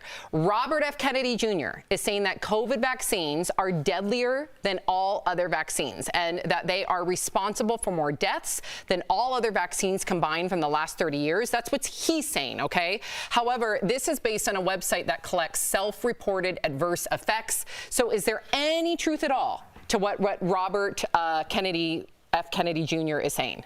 No. So 432 million doses of this vaccine have been given, and a little over 9,500 people have died after getting the vaccine. So that's 0.002% of people. Now, let me be clear. They've died after getting the vaccine, not necessarily from the vaccine. So if I got the vaccine, got in my car, got into a car accident and died, that would end up in the adverse events database. So out of that 0.002%, very few have died directly from the vaccine. Now, can you die from vaccine? Yes. We've seen it, overactivation of the immune system. We've seen blood clots in the brains. We've seen allergic reactions. But the risk is so infinitesimally small as compared to the benefit that this type of misinformation, which happens with every vaccine, it happened with polio, it happened with MMR, it needs to stop. Does your general health play any part in if that happens to you? 100%. Not just your general health, your age, your underlying medical problems, whether you have allergies, that's what we ask. Even, in fact, how you're monitored after the vaccine or what you do after the vaccine can affect whether you have a complication or not. All right. Well, we have a viewer, Marley, here. I like that name, Marley. Marley says, I'm taking aspirin daily to prevent heart disease, and I'm now hearing that I should reconsider this. What do you recommend, Dr. Coley? Yeah, when I was in training, guys, we used to aspirin a day keeps the doctor away, and then we used to say, do we really want to keep the doctor away? That's a good point. I never thought about that. Because we're losing business, but we used to give everybody aspirin, right? You turn 55, you're a man, you get aspirin. You turn 60, you're a woman, you get aspirin. A few years ago, a bunch of studies came out that told us we've got it all wrong. We're actually hurting people over the age of 60 by giving them aspirin, because if you're older, healthy, don't have underlying heart disease, stroke, or known blockages, and you take an aspirin, it increases your risk of dying and increases your risk of bleeding. So I am taking my patients off of aspirin that don't have underlying heart disease. Now, if you have had a heart attack, a stroke, you have blockages, a whole different story, then you definitely need that aspirin. And if you're diabetic, you actually fall into a special group, because we're preventing heart attacks and strokes, but we're increasing bleeding by about the same amount. So the net clinical benefit of the aspirin is a little bit more difficult. So that's an individualized decision making. Aspirin and aloe. That was me growing up, right? Aspirin and aloe? Yeah, throw a little aloe on there. And an apple, right? And an apple. The A's. Stick to your A's. All right, we're running out of time. The gist of what Diane's writing is milk. Good for you, bad for you. Dairy. Good or bad? Such a tough question. I like how Jeff yells his questions. Is it good? Go. Well, because there's all this thing, non-dairy formula was born in 1920, whatever. Can I eat an egg yolk or not? You know what I mean? It's like that. So yes, it is good for you, but in moderation. That's kind of the bottom line. So completely plant-based, you can have vitamin deficiencies, you can have other nutritional deficiencies, but it keeps the inflammation down. Milk has fat, milk has cholesterol. Milk also has vitamins. It also has probiotics if you're having yogurt. So you really want to balance the risks and benefits, but in kind of the punchline, Jeff, in moderation. How about an egg yolk? 2 a week, no more than 2 a week. Really? Yes, everything else egg whites, because there's really been mixed data on this, and we know it's concentrated cholesterol, so limit it to 2 a week. Last week it was good. Put an egg in your shake every day or something? No, but I'm just saying, I don't know if a yolk is good or bad for you. I could see you being like Rocky. Yeah, like cracking the egg in the shake. No. No? Okay, all right. Thank you so much, Dr. Coley, as always. If you have a question you want answered by Dr. Coley, write us on social media. You can also email info@dailyblastlive.com. Coming up on DBL, this device is bringing the term PC police to a whole new level. We're going to chat about a bot that blares its siren at offensive language. That's coming up next. Can't wait, Doc. Me?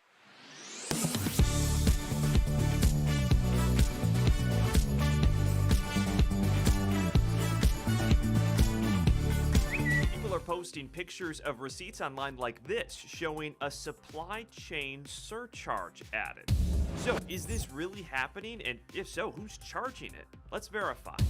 Here are some of the companies we reached out to for this, and Seckin Ozkul, the director of the University of South Florida's Supply Chain Innovation Lab, is also one of our sources.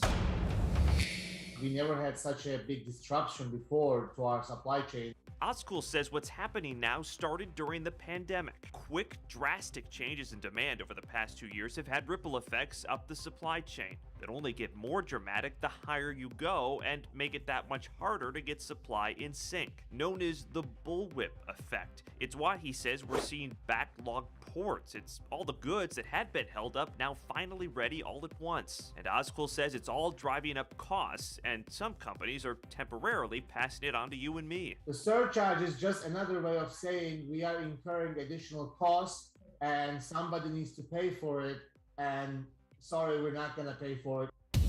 Notices like this now appear outside of Sherwin-Williams stores. The CEO of the nation's largest paint company said their surcharge would stick around through the end of the year. And we could verify that other companies are doing the same, like Harley-Davidson.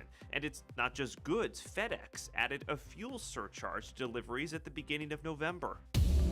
So we can verify the supply chain surcharge is a real thing. And yes, some companies are doing it. So you're going to want to check your receipts.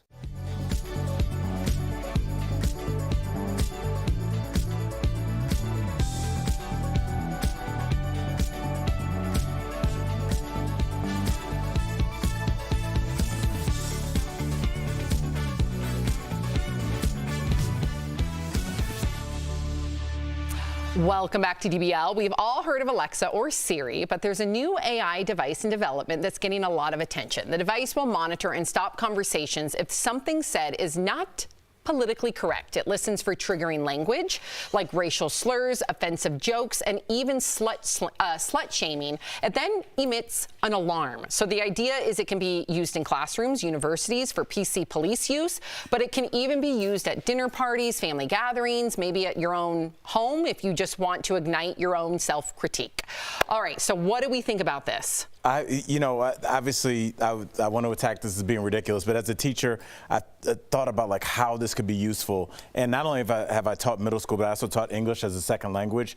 And I think for people that don't understand sometimes what they're saying and how that could be offensive, maybe for people that are secondhand English learners, this could be helpful. I really do think that if you might say something to somebody that you might not mean to say because you don't really understand how things work in context. So maybe that's the only way I can find this useful. That was a good job, buddy. That was a really good job. Because we were trying to find a way that would be I think useful. so, yeah. I would smash this in 3 seconds. Yeah. That's what I would do. I think it's very useful, but I want to hear from you because you're in agreement with Jeff. I think it's really dumb. And I think what's really frustrating about it is... I don't think your mic is on. Yeah. Oh. Here's why I think it's dumb. When I try and talk about cancel culture as being, people are rebranding it as everything, right? This dilutes my message. This is way too far.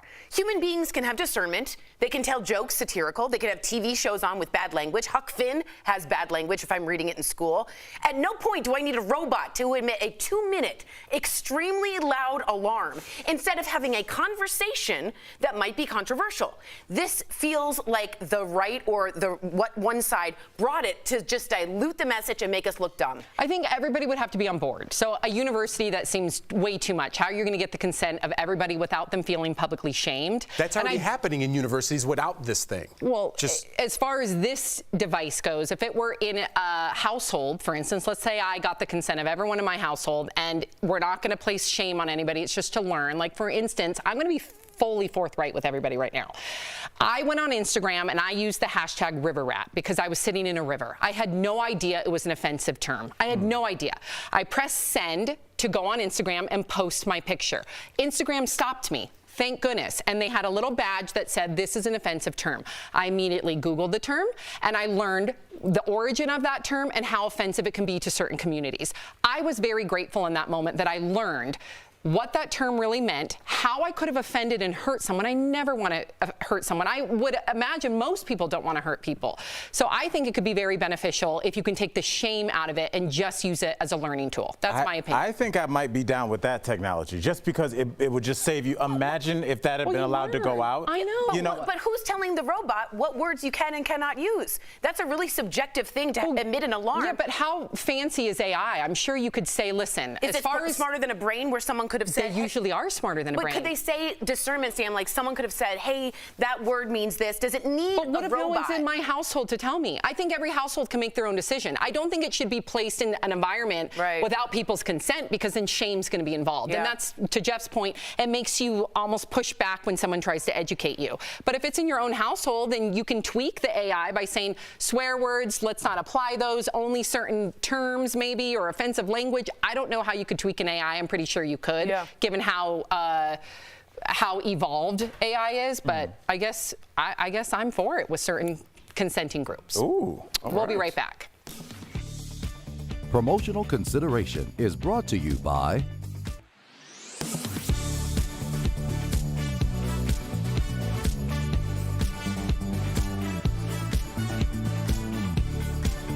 Airpods exploded into the marketplace 5 years ago and remain a popular way to listen to music and answer calls.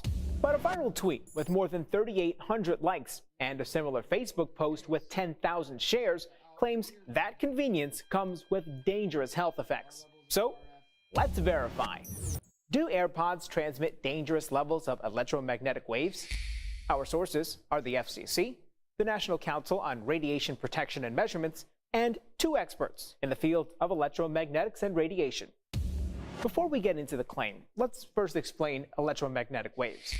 Every electronic device in your home sends out streams of invisible energy waves. The government sets limits on how strong those waves can be, whether it's a cell phone, wireless headphones, or a microwave. We know for very high intensity energy, definitely it can cause harm, can kill you. You know, so that's how we use a microwave oven for. Is you put a coffee in there in a few minutes, it will be hot or boiling. You know, if you put your head in there, it will be cooked. Same thing. The maximum strength of AirPods is 10 times lower than the FCC limit. The agency also says, quote, no scientific evidence establishes a causal link between wireless device use and cancer or other illnesses, unquote. I think that the public should be reassured by the state of the science and the technology as it exists today. So it's false that AirPods transmit dangerous levels of electromagnetic waves. With your Verify, I'm Brandon Lewis. To receive Since late October, there's been a lot of talk about Puerto Rico's COVID-19 vaccination rate. Former President Bill Clinton tweeted an article claiming the Caribbean island had the highest vaccination rate of any U.S. state or territory. So is that true? Let's verify. We went to these sources for an answer. As of November 10th, data from the Centers for Disease Control and Prevention shows 73.9% of Puerto Rico's total population has been fully vaccinated against COVID-19. That's the highest of any state or territory in the United States, according to CDC data. Puerto Rico's Department of Health shows a slightly lower vaccination rate at 70.5%. So Verify used population data from the 2020 census and the number of fully vaccinated people within each state or territory based on their local data available on November 10th to triple check those numbers. Using that data, we confirmed that Puerto Rico still has the highest vaccination rate in the country. So we can verify, yes. According to both CDC data and local health department data, Puerto Rico has the highest COVID-19 vaccination rate of any U.S. state or territory. According to CDC data, Guam and Vermont have the next highest vaccination rates for COVID-19. With your Fast Fact, I'm Ariande Till.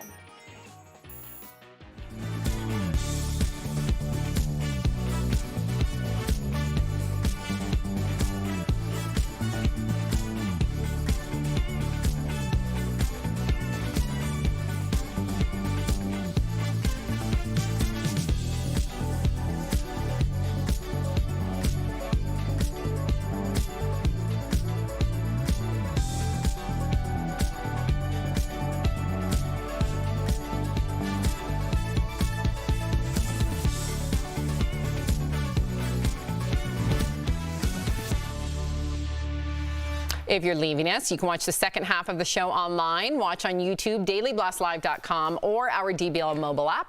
We want to hear your thoughts on the stories coming up, so stay with us.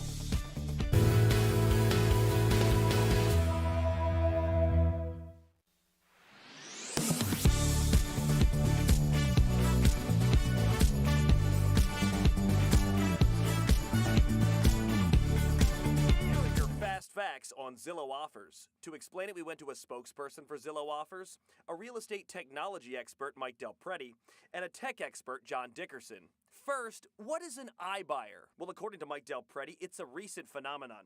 Instead of selling your home through a real estate agent, online companies like Redfin and Open Door take over. You can actually just sell it to a company, right? A company will buy it from you. You can go online, get an offer within 24 hours, and you can get a check in the mail by the end of the week. Del Prete says the companies then update the homes and sell them quickly at a higher value. It's a growing market, and that's why Zillow got into the game in 2018. Which leads us to, what was Zillow Offers? In 2018, Zillow launched its own iBuyer, Zillow Offers. So Zillow has used, lots of algorithms and machine learning and lots of data to look at housing prices now and in the future and in the past, and continually predicting what a home is worth. Del Prete explained Zillow Offers began buying and selling thousands of homes a month. The idea was to become competitive quickly in the iBuyer market. So what ended Zillow Offers? Zillow sent us this statement from the CEO. Quote, "We've determined the unpredictability in forecasting home prices far exceeds what we anticipated, and continuing to scale Zillow Offers would result in too much earnings and balance sheet volatility." In other words, Del Prete says the pandemic housing market sent home values through the roof. Zillow Offers and other iBuyers bought along with it. But then in the summer of 2021, the market started to slow down. But Zillow Offers, according to Del Prete, didn't. What happened is they ended up buying a lot of houses and overpaying for a lot of those houses because they didn't see those brake lights. They didn't see the market start to cool. And the decision was made to shut down Zillow Offers. This is Daily Blast Live. We're talking about what you're talking about. Oh my gosh. Are you insane? This is a sham. No. Nope. Just It's stop. finally here. Drum roll. It had to have a different side. You're right. Welcome back to DBL. I'm Sam here with Jeff, Al, and Tori. All right, we're going to dive into wedding etiquette. Yes, we are. So Kendall Jenner is dividing the internet over her recent wedding attire. Kendall posted this video wearing this diamond cutout black dress to a friend's wedding, but some say the dress was in poor taste. One person tweeted, quote, "This is so tacky, kind of feels like she wanted more attention than the bride." But another wrote, "If you got it, flaunt it, hun." So Kendall's sister Courtney is also getting heat for her wedding etiquette. She and Travis Barker attended another friend's wedding, looking dapper, of course, in a black dress and tux, but it all went south at the reception. Courtney was seen straddling Travis, packing on some major PDA. So one person tweeted, quote, "I don't see why this is such a big deal. She's happy and free. Let her be." However, another person simply wrote, "This is so cringe." Let me just paint the picture really quick. Okay. When she was atop of Travis, they had played the song All the Small Things by Blink 182. I sound so uncool. Anyway, that's his band. So it was kind of a moment. And it's his birthday. And it was his birthday. But it was still at somebody else's wedding. Correct. But I Okay. wanted to give a little context. Thank you for You're that. welcome. What do you think? I'm offended by the effort she put into the dance. Yeah, there you go, Jeff. Watch it again. What do you Watch mean? it again. This is no lap dance. This is someone who doesn't want to be there. What do you mean? She's fully into This it. is my band. What are you talking about? What? That's She's not a lap kissing dance. on him. She's just kind of bouncing. What's She's that? bouncing. Well, She's not he's giving him a helping lap. her. Nobody said she's giving him a lap dance. She's just. Would it bother you if it was at That your wedding? effort, yes. I mean, I feel like we're What sitting about- here having this conversation about a pretty. What about the outfit, though? The outfit. Can we go back and see the outfit? was. It's too I much feel to like me. was too much. I think so, too. But I am a man of a certain age, and I don't know if we're going to pull it up. Okay, so- yeah. So if this is a wedding and the person getting married are in their early mid-20s, this might be okay. I don't think people my age or even in their early 30s would be cool with this.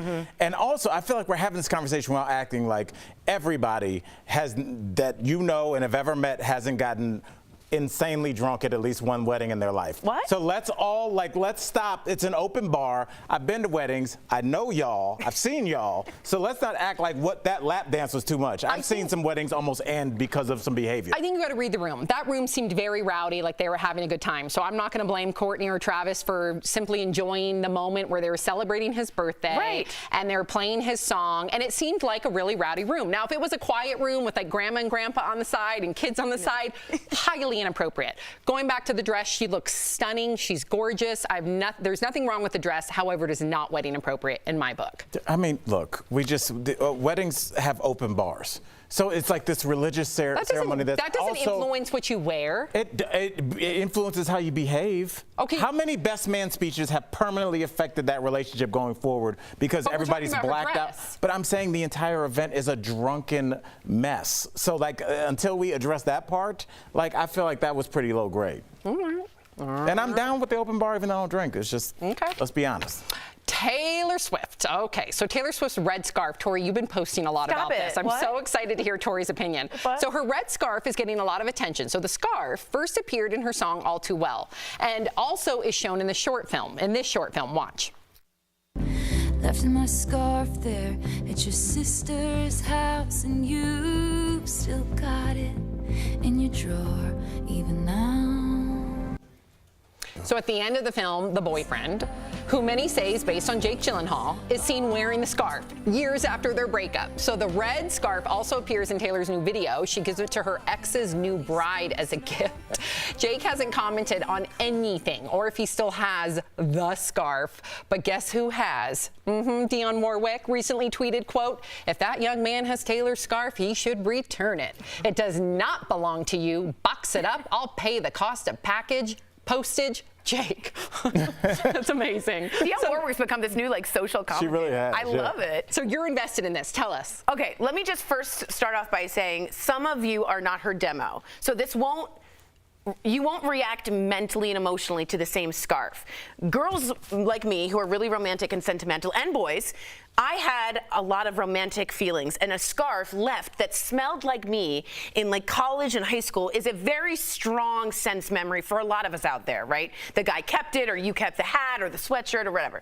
This red scarf, because why it's important is it's the thread in the tapestry of all of Taylor Swift. She's always the dumpy. She's always the one left. She's always the one trying to get revenge. And so it's her brand. This red scarf is so much her brand. She's selling red scarves at TaylorSwift.com. She is for right now? $35. Wait, she's selling red scarves right now? Correct. And she's banking it in. Look at Al. Maybe it's just a marketing ploy, though. Maybe Al, there you is can sleep. Can I say something? But you can sleep. She ain't sleeping on all the money. You're not her demo. She's not speaking to you. She's speaking to me, who's quietly crying in the shower in the dark. Or she's playing you and she's making bucks Of course off she is, you, but that's laughing entertainment all the way to the bank. But that's entertainment. I love her whole brand because it got me through a lot of. Can you wake up? I know. Come on. You're on a TV show. Get with it. She's making millions and billions here, and you're falling asleep. You shouldn't be sleeping on that because she's really. I'm sorry. I should be wide awake for the red scarf gag.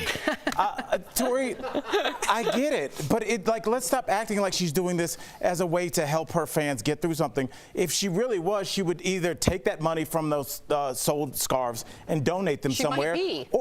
You're also very pro-capitalist, and yet the second she wants to do something pro-capitalist, you don't like it. I am not saying that she does not have a right to sell them. I'm just saying I think that we're looking way too deep in the fact that she's just kind of rehashing things that have already happened. Is the rehashing working?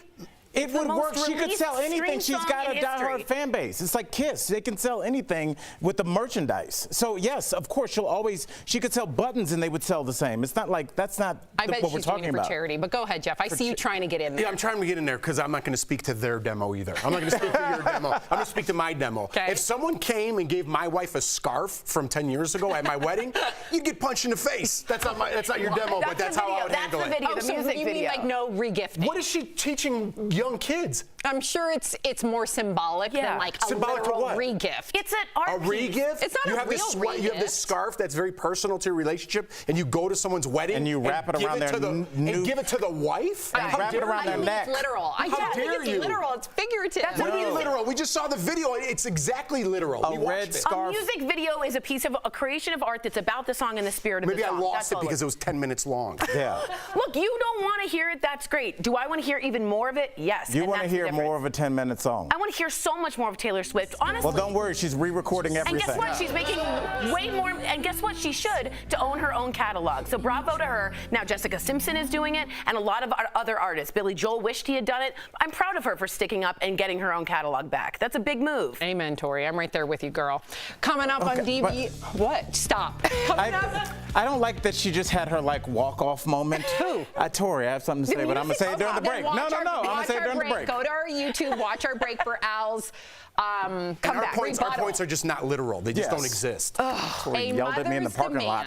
Tori thinks she's going to lunch with Taylor Swift. This is serious. A mother's demands answers after her son vanishes overnight. Why police and media did not give her the time of day. That's coming up next in True Crime Chronicles. Closed captioning provided by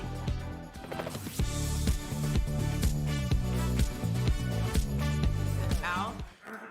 Oh, she still wants the Oh, No, give some more points. I just want to say one thing. This is a real story. There's a picture famously of Taylor Swift in a black and purple scarf, and then famously with Jake Gyllenhaal, and then later there's a picture of Jake wearing said scarf. Ew, really? Yeah, that's the whole scarf case. So he really did take her scarf. Correct. Oh, so it is literal. Jeff's right. Yeah. No, he's complaining about the music video.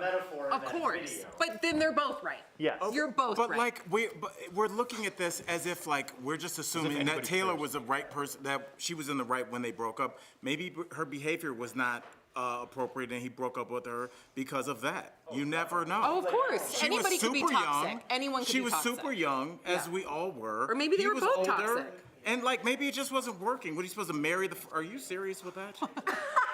Mae West over I there. love You them. look like you work at a saloon in the 1800s.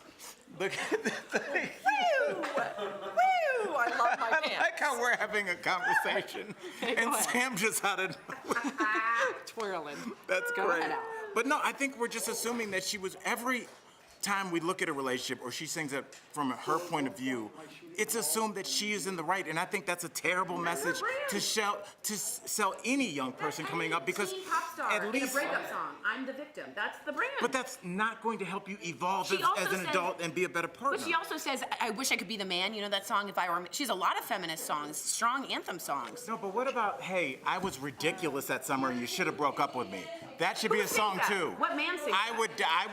What song is that about? Jay-Z's album. Well, when after Lemonade, that was an album for a lot of guys. Yeah, where well, he he was publicly like, got hey, killed, yeah. yeah. But I mean, it really did make a lot of guys my age be like, yeah, that's not cool, and that kind of behavior is not okay. And Kevin Hart did a whole stand-up on it. Right. But I wonder if, and maybe people say she's always the victim. That's a complaint. I don't think it's right, but I don't know.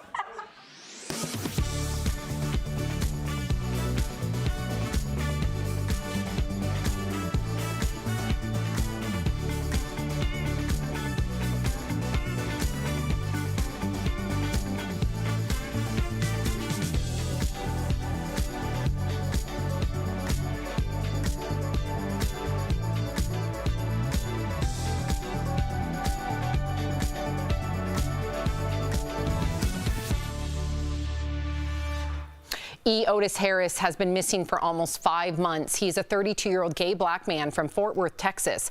But his story isn't one that you've heard about. In fact, DBL is the very first to cover it.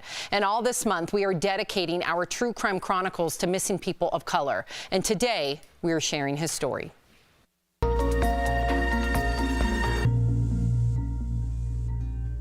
He was the best son ever. Everybody loved Trey. Eotis, known as Trey, is a special education teacher from Fort Worth, Texas.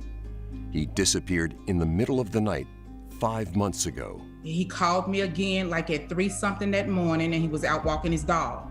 I was like, why are you out walking your dog at 3-something in the morning? The last conversation Corlita had with her son was June 15th, 2021. He just told me to go to bed, and I said, I love you, and he said he loved me too, and that was it. I had a missed call at 4. I called him that morning when I got up at 7:45 to go to work.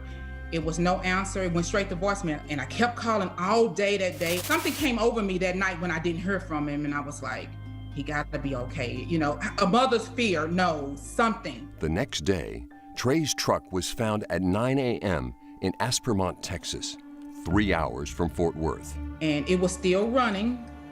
Keys and wallet was still left in the vehicle. There were some workers that were working on the bridge that's there, said they seen a black male get out the truck running after some dogs. And the witnesses that seen the young man that got out the truck said that that was not my son. So, who was that man? And where is Trey? He would never call me and we talk like this and just leave.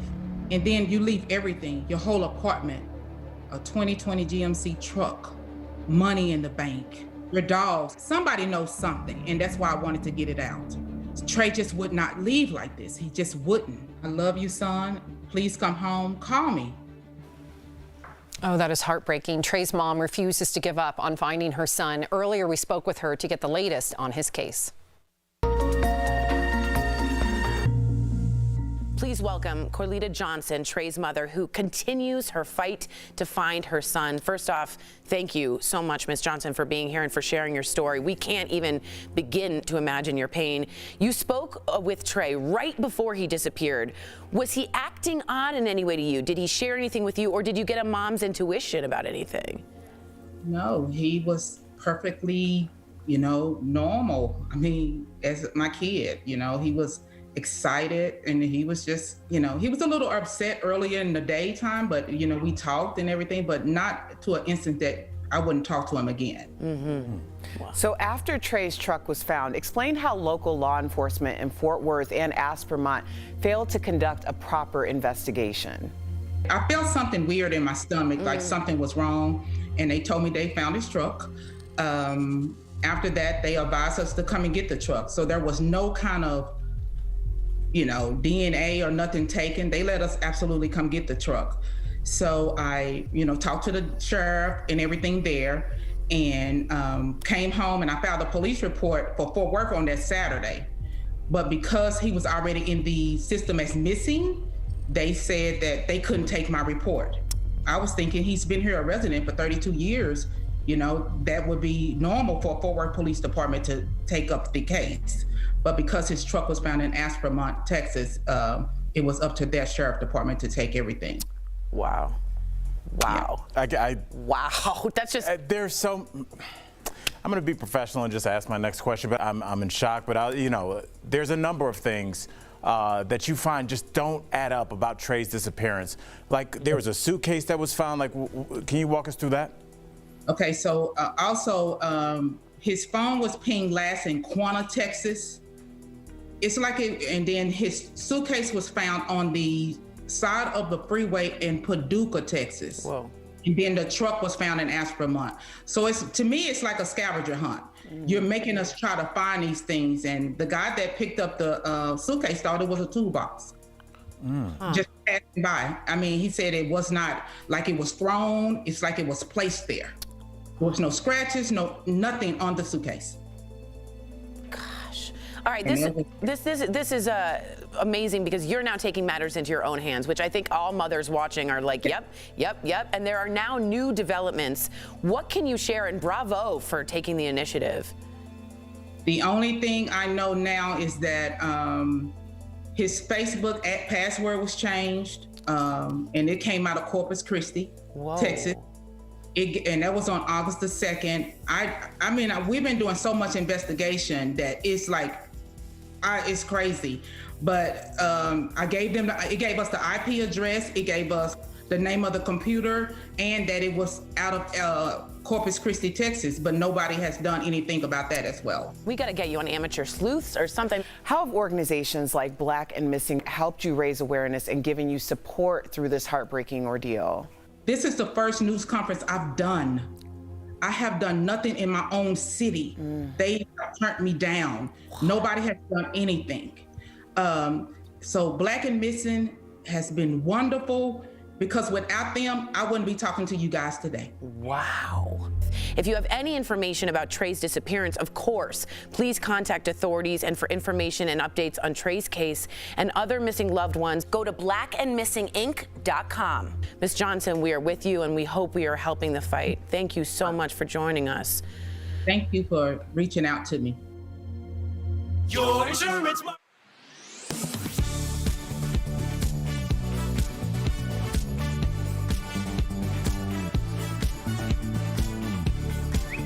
Posting pictures of receipts online like this, showing a supply chain surcharge added. So, is this really happening? And if so, who's charging it? Let's verify. Here are some of the companies we reached out to for this. And Sechkin Ozkul, the director of the University of South Florida's Supply Chain Innovation Lab, is also one of our sources. We never had such a big disruption before to our supply chain. Oskul says what's happening now started during the pandemic. Quick, drastic changes in demand over the past 2 years have had ripple effects up the supply chain that only get more dramatic the higher you go and make it that much harder to get supply in sync, known as the bullwhip effect. It's why he says we're seeing backlogged ports. It's all the goods that had been held up now finally ready all at once. And Oskul says it's all driving up costs, and some companies are temporarily passing it on to you and me. The surcharge is just another way of saying we are incurring additional costs and somebody needs to pay for it, and sorry, we're not going to pay for it. Notices like this now appear outside of Sherwin-Williams stores. The CEO of the nation's largest paint company said their surcharge would stick around through the end of the year. And we could verify that other companies are doing the same, like Harley-Davidson. And it's not just goods. FedEx added a fuel surcharge to deliveries at the beginning of November. So we can verify the supply chain surcharge is a real thing. And yes, some companies are doing it. So you're going to want to check your receipts.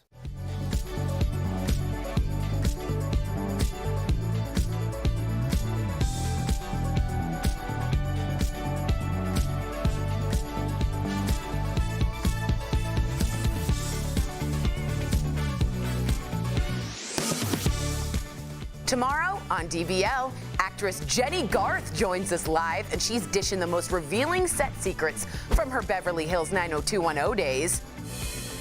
Plus, a husband escapes the Heaven's Gate space cult, how he lost his wife to one of the largest mass suicides on American soil. She decided that she wanted to stay, so I felt betrayed. That's tomorrow on DBL. Welcome back. Our friends at Morning Save have so many great deals for you just in time for the holidays. Check it out.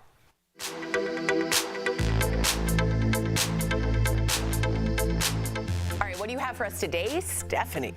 Hey Tori, I've got some wonderful products and even better deals, and I can't wait to share them with you. So first up, we've got Green Pan Barcelona 3-ply Evershine ceramic non-stick collection. So this deal includes one pot or one pan with a lid. Now it's available in 2 sizes, either a 6-quart stock pot with a lid or a 3-quart saute pan with a lid.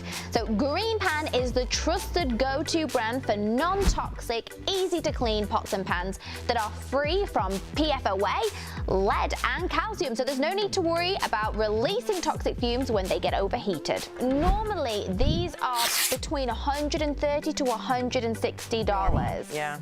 Now they're only $39 for the 3-quart saute pan with lid and $49 for the 6-quart stock pot with lid. Guys, which means you'll be saving up to 70%. I get so nervous now because I wasn't using this right pan, the green pan, and I saw little flecks, and they're like so dangerous. So please, guys, look into, if you heat, I cook a lot, please be careful. This is such a safer pan and great price.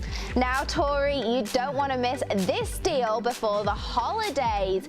We've got the Vermi VT3 Lite smartwatch. So the deal includes one smartwatch with a charger, and it comes in 2 colors. So we've got this gorgeous black one here, and my favorite. Yeah, look at that, Steph, that's yours. Pink. Yes. I love it. Monitor your health through your heart rate, sleep, and more. So normally these are $69, but we've got them for only $25, which saves our viewers up to 64%. We're like givers, we're like little elves. Now, this next item is absolutely genius. It is a 2-pack of adjustable height phone and tablet stands with 360 rotation, so you can put it anywhere you want. So this deal includes 2 stands.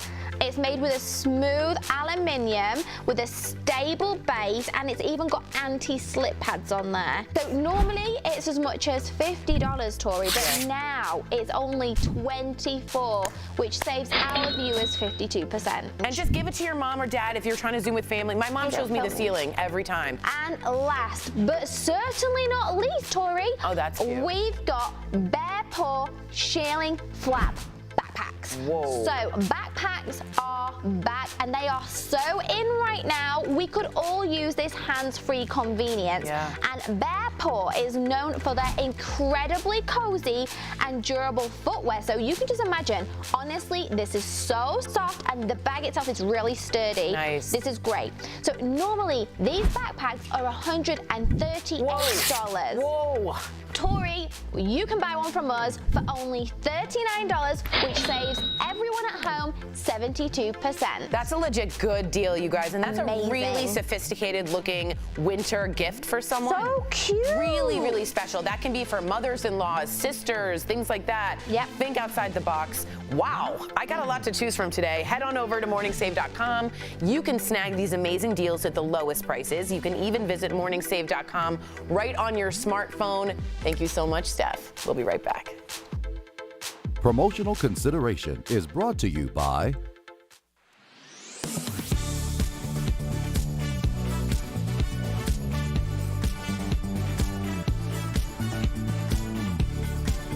Airpods exploded into the marketplace 5 years ago and remain a popular way to listen to music and answer calls. But a viral tweet with more than 3,800 likes and a similar Facebook post with 10,000 shares claims that convenience comes with dangerous health effects. So, let's verify. Do AirPods transmit dangerous levels of electromagnetic waves? Our sources are the FCC, the National Council on Radiation Protection and Measurements, and 2 experts in the field of electromagnetics and radiation. Before we get into the claim, let's first explain electromagnetic waves.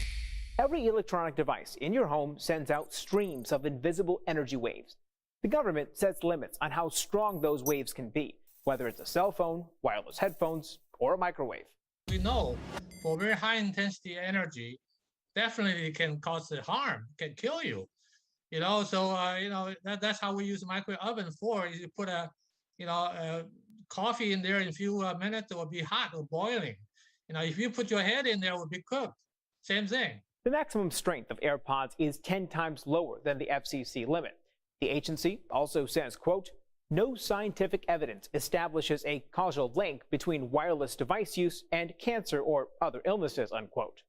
I think that the public should be reassured by the state of the science and the technology as it exists today.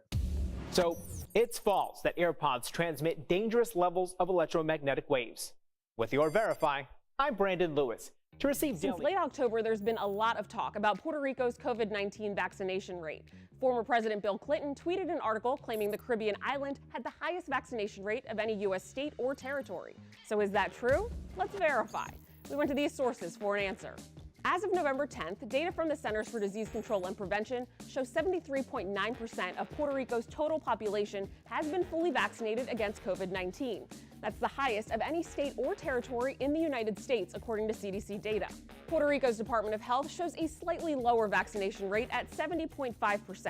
So Verify used population data from the 2020 census and the number of fully vaccinated people within each state or territory based on their local data available on November 10th to triple-check those numbers. Using that data, we confirmed that Puerto Rico still has the highest vaccination rate in the country. So we can verify, yes. According to both CDC data and local health department data, Puerto Rico has the highest COVID-19 vaccination rate of any U.S. state or territory. According to CDC data, Guam and Vermont have the next highest vaccination rates for COVID-19. With your Fast Fact, I'm Ariande Till.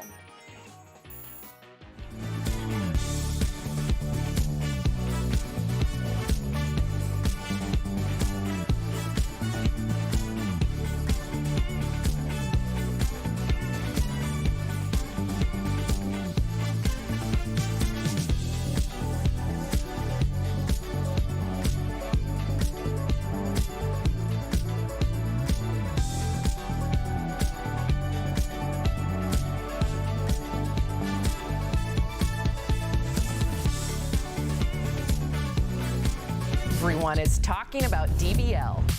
You guys are a blast. Every single thing you're talking about, I want to sit there with you. You sound great and you look great. Thank you very much, Sean Stamos. That means a lot. What a pleasure it is to look at all of you. You're all doing just a great job. I love the show because it's smart, it's entertaining. Y'all got really good questions. You guys are on fire. DBL is feeling the love. I was listening to your conversation. It's so interesting. Oh, well, thank you. He's talking to me mostly. I got to read this comment really quickly from Lula. First of all, everybody's talking about the red scarf. Lula A says, I am still confused on why we talked about this scarf thing. Welcome to the club, Lula. We love it. Fair. Jeff and Al as well. DBL's new every day. We'll see you tomorrow. Bye, guys. Bye, guys.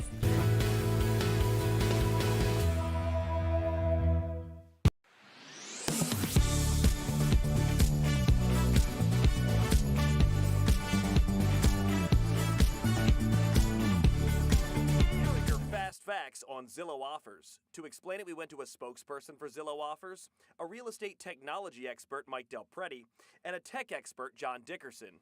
First, what is an iBuyer? Well, according to Mike Del Prete, it's a recent phenomenon. Instead of selling your home through a real estate agent, online companies like Redfin and Open Door take over. You can actually just sell it to a company. Right, a company will buy it from you. You can go online, get an offer within 24 hours, and you can get a check in the mail by the end of the week. Del Prete says the companies then update the homes and sell them quickly at a higher value. It's a growing market, and that's why Zillow got into the game in 2018. Which leads us to, what was Zillow Offers? In 2018, Zillow launched its own iBuyer, Zillow Offers. So Zillow has used, lots of algorithms and machine learning and lots of data to look at housing prices now and in the future and in the past, and continually predicting what a home is worth. Del Prete explained Zillow Offers began buying and selling thousands of homes a month. The idea was to become competitive quickly in the iBuyer market. So what ended Zillow Offers? Zillow sent us this statement from the CEO. Quote, we've determined the unpredictability in forecasting home prices far exceeds what we anticipated, and continuing to scale Zillow Offers would result in too much earnings and balance sheet volatility. In other words, Del Prete says the pandemic housing market sent home values through the roof. Zillow Offers and other iBuyers bought along with it. But then in the summer of 2021, the market started to slow down. But Zillow Offers, according to Del Prete, didn't. What happened is they ended up buying a lot of houses and overpaying for a lot of those houses because they didn't see those brake lights. They didn't see the market start to cool. And the decision was made to shut down Zillow Offers. Here's what we're talking about today on Daily Blast Live. Kyle Rittenhouse's fate is now in the jury's hands. Were the closing arguments strong enough to set him free? And why did the judge dismiss a gun charge? The Kardashians steal the spotlight at 2 different weddings, but not in a good way. Kendall's shocking outfit choice and Kourtney's PDA. And the mysterious disappearance of a teacher has a mother demanding answers. How investigators failed to bring this case to light. Trey just would not leave like this. He just wouldn't.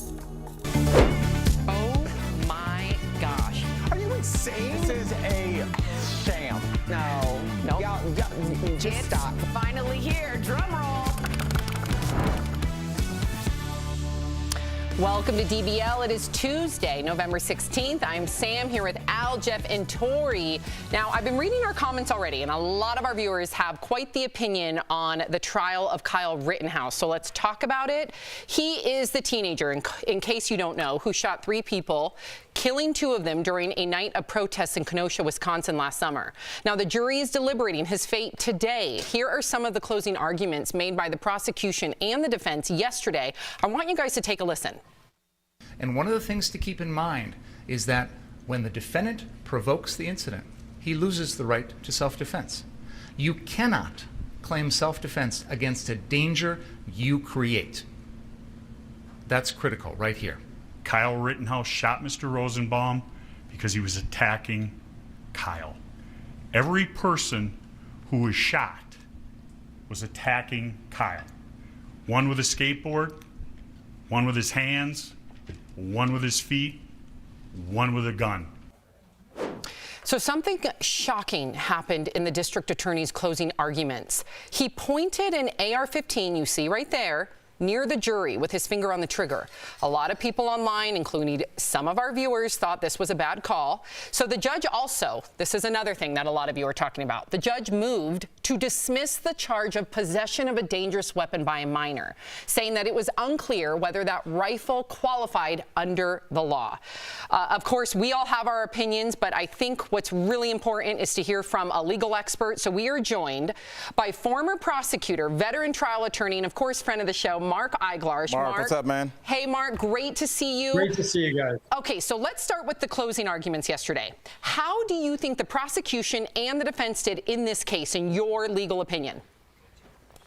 They both did well. They argued their strongest positions. The prosecutor's position is you don't avail yourself of self-defense when you provoked the attacks. You did it. You went to that city. You went there with a gun that you weren't supposed to have. You claimed you were an EMT when you weren't. You put yourself in a very dangerous situation, and the way that you moved that gun around provoked others, and it was reasonably foreseeable.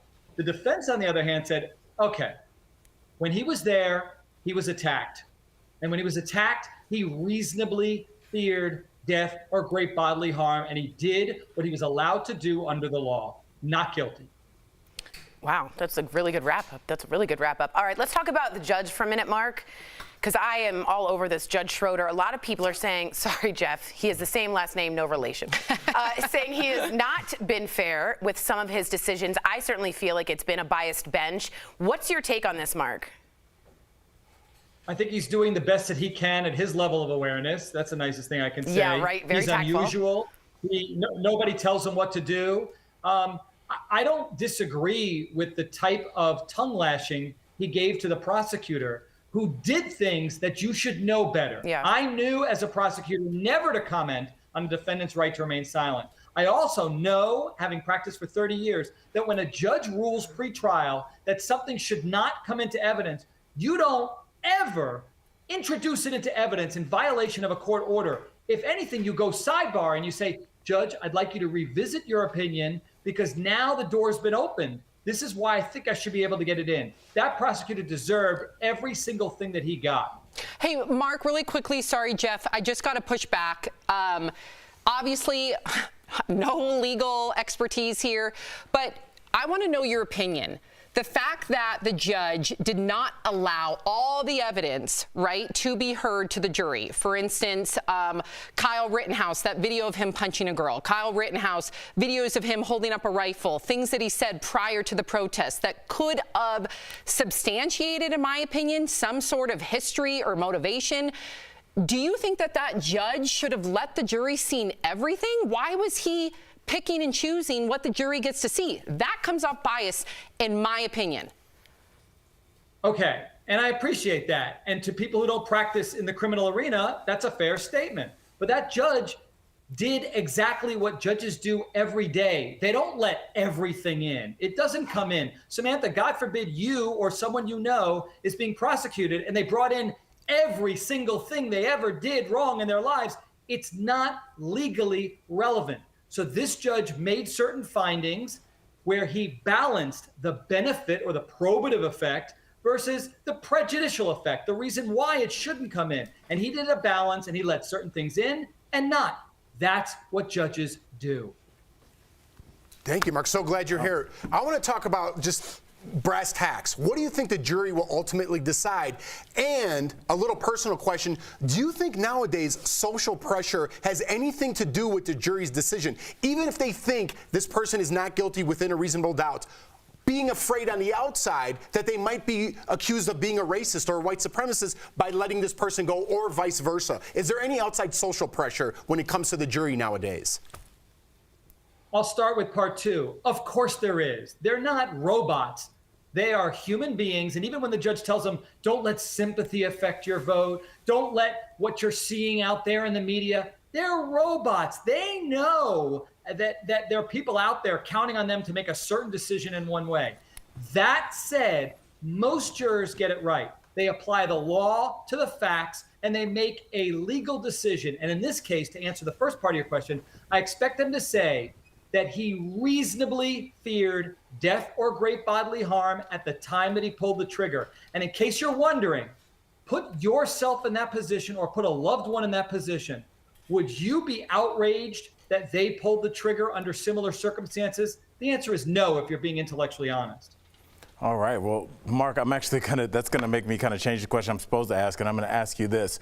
We talk about precedent a lot of times with the law. We also know that we're in a time where there's a lot of political uprising, and there's people that protest quite often. If Kyle is found guilty, will that set precedent that now other people can then go to protests armed and then say, if they do discharge their firearm, I felt scared, and then kind of fall under a safety net of Kyle's law? If he's found innocent. If he's found innocent, Yes. setting that precedent. Okay, this is not precedent.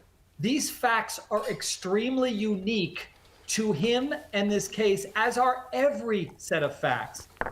The law has always allowed people to legally carry weapons, much to my dismay, because this is a killing machine that he had in his hands, and I don't think he should have had one, and my kids would never have something like that.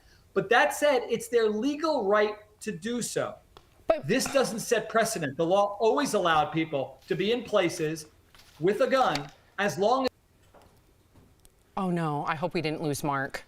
Okay, so hopefully we're going to get Mark back. What I wanted to ask Mark... He answered a lot, though. Very good I know. Stuff. Really good. It's Man. so important to hear that. But that's where I feel this disconnect, right? And I get it. We have to have, Tori can answer this better than anybody, really strict protocol when you come to the court of law. I understand that.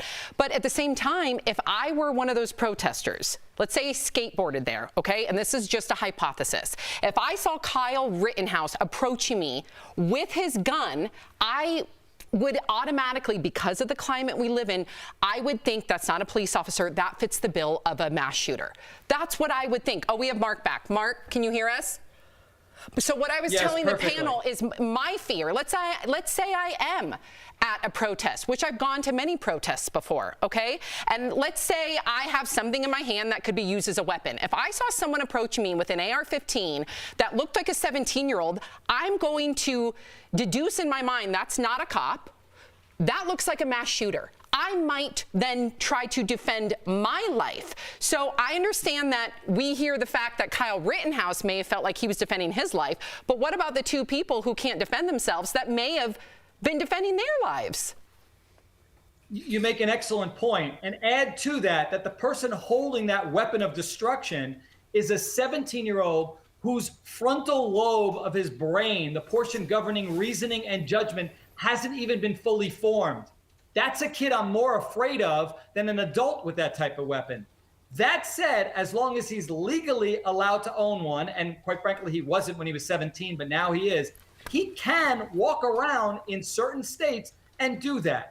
Tori. It's frightening, Mark, but real it is a necessary evil. Real quick, what do you think about the judge's ruling to take out the charge of the weapon charge due to the 1-inch length difference in the gun? Do you think that was a good call? That was a 9-month sentence if he was found guilty.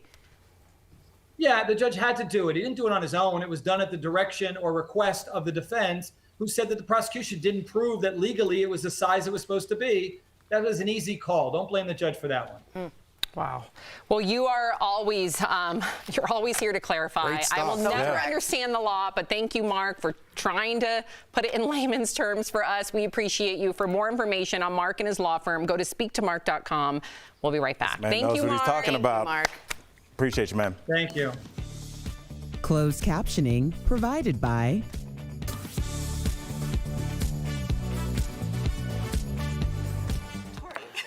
We're here with Dr. Coley, and she actually was watching that segment too. When does the frontal lobe get developed? 22-ish? Yeah, usually in your early 20s is when it really does develop fully.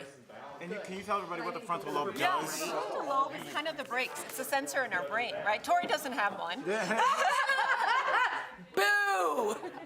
But it basically helps us to regulate what types of thoughts we're having. It also regulates something called executive function, our ability to organize our thoughts, to plan, to think ahead of time of things. And so that's why he was saying, as a 17-year-old, we're still evolving in that realm, understanding good versus bad, understanding what's reasonable to do, what isn't. Right.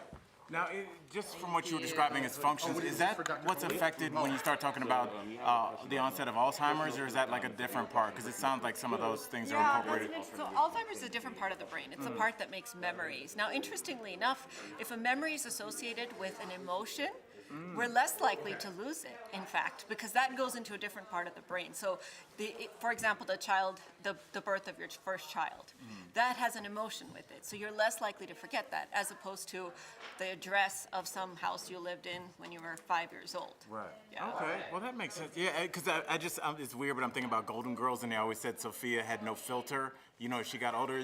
Now, is that the frontal lobe, like, kind of going away, like, where you just kind of say anything? Like, that shirt looks ridiculous, but you're 95, so you can get away with saying it? Yeah. So it's a filter, but it also can have the opposite effect. So it's people who are very reluctant to share things, or people who spend a lot of time thinking. So the frontal lobe is really kind of our overarching big brain.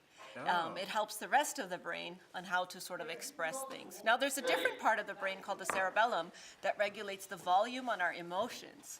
So our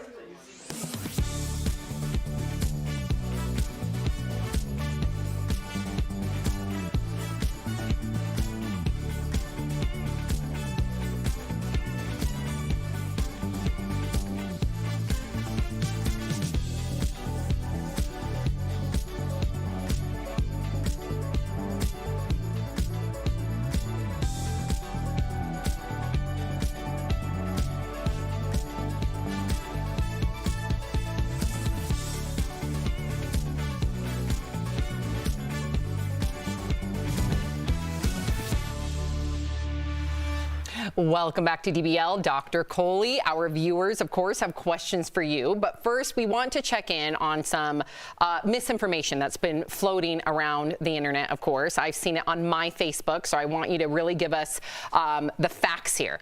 Robert F. Kennedy Jr. is saying that COVID vaccines are deadlier than all other vaccines, and that they are responsible for more deaths than all other vaccines combined from the last 30 years. That's what he's saying, okay? However, this is based on a website that collects self-reported adverse effects. So is there any truth at all to what Robert F. Kennedy Jr. is saying? No.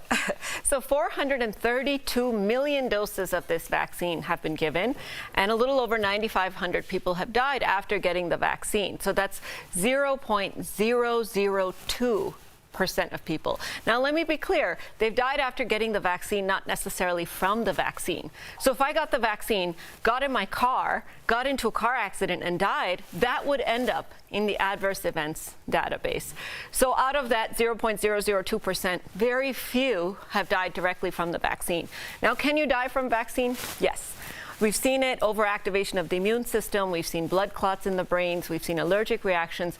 But the risk is so infinitesimally small as compared to the benefit that this type of misinformation, which happens with every vaccine, it happened with polio, it happened with MMR, it needs to stop. Does your general health play any part in if that happens to you? 100%. Not just your general health, your age, your underlying medical problems, whether you have allergies, that's what we ask. Even, in fact, how you're monitored after the vaccine or what you do after the vaccine can affect whether you have a complication or not. All right. Well, we have a viewer, Marley, here. I like that name, Marley. Marley says, I'm taking aspirin daily to prevent heart disease, and I'm now hearing that I should reconsider this. What do you recommend, Dr. Coley? Yeah, when I was in training, guys, we used to aspirin a day keeps the doctor away, and then we used to say, do we really want to keep the doctor away? That's a good point. Never thought about that. Because we're losing business, but we used to give everybody aspirin, right? You turn 55 and you're a man, you get aspirin. You turn 60, you're a woman, you get aspirin. A few years ago, a bunch of studies came out that told us we've got it all wrong. We're actually hurting people over the age of 60 by giving them aspirin, because if you're older, healthy, don't have underlying heart disease, stroke, or known blockages, and you take an aspirin, it increases your risk of dying and increases your risk of bleeding.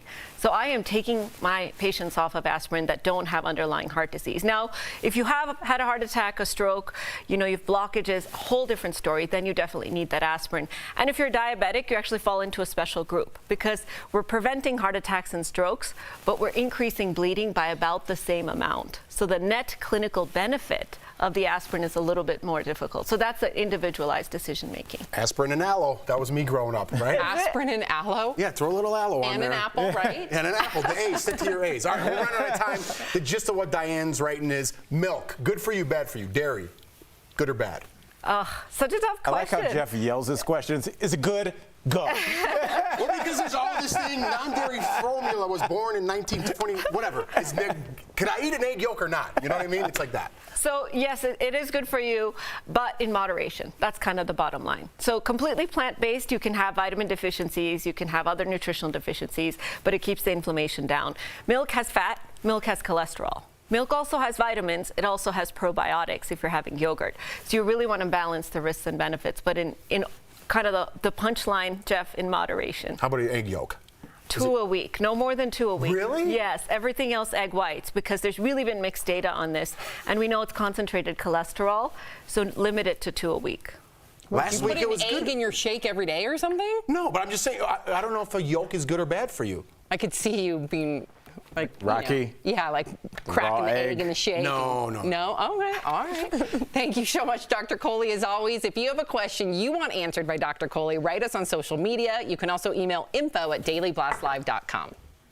Coming up on DBL, this device is bringing the term PC police to a whole new level. We're going to chat about a bot that blares its siren at offensive language. That's coming up next. Can't wait, Doc.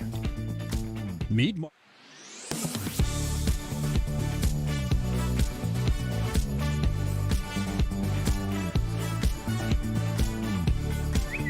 posting pictures of receipts online like this showing a supply chain surcharge added.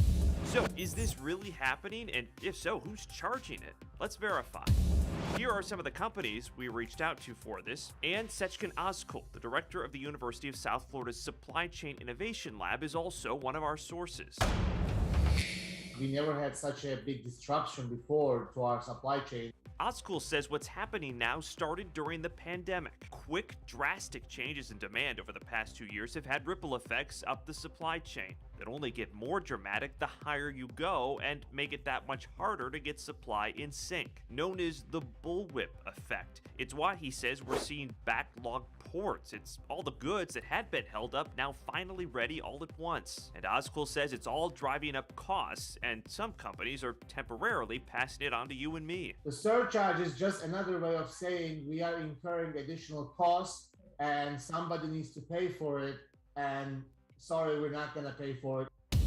Notices like this now appear outside of Sherwin-Williams stores. The CEO of the nation's largest paint company said their surcharge would stick around through the end of the year. And we could verify that other companies are doing the same, like Harley-Davidson.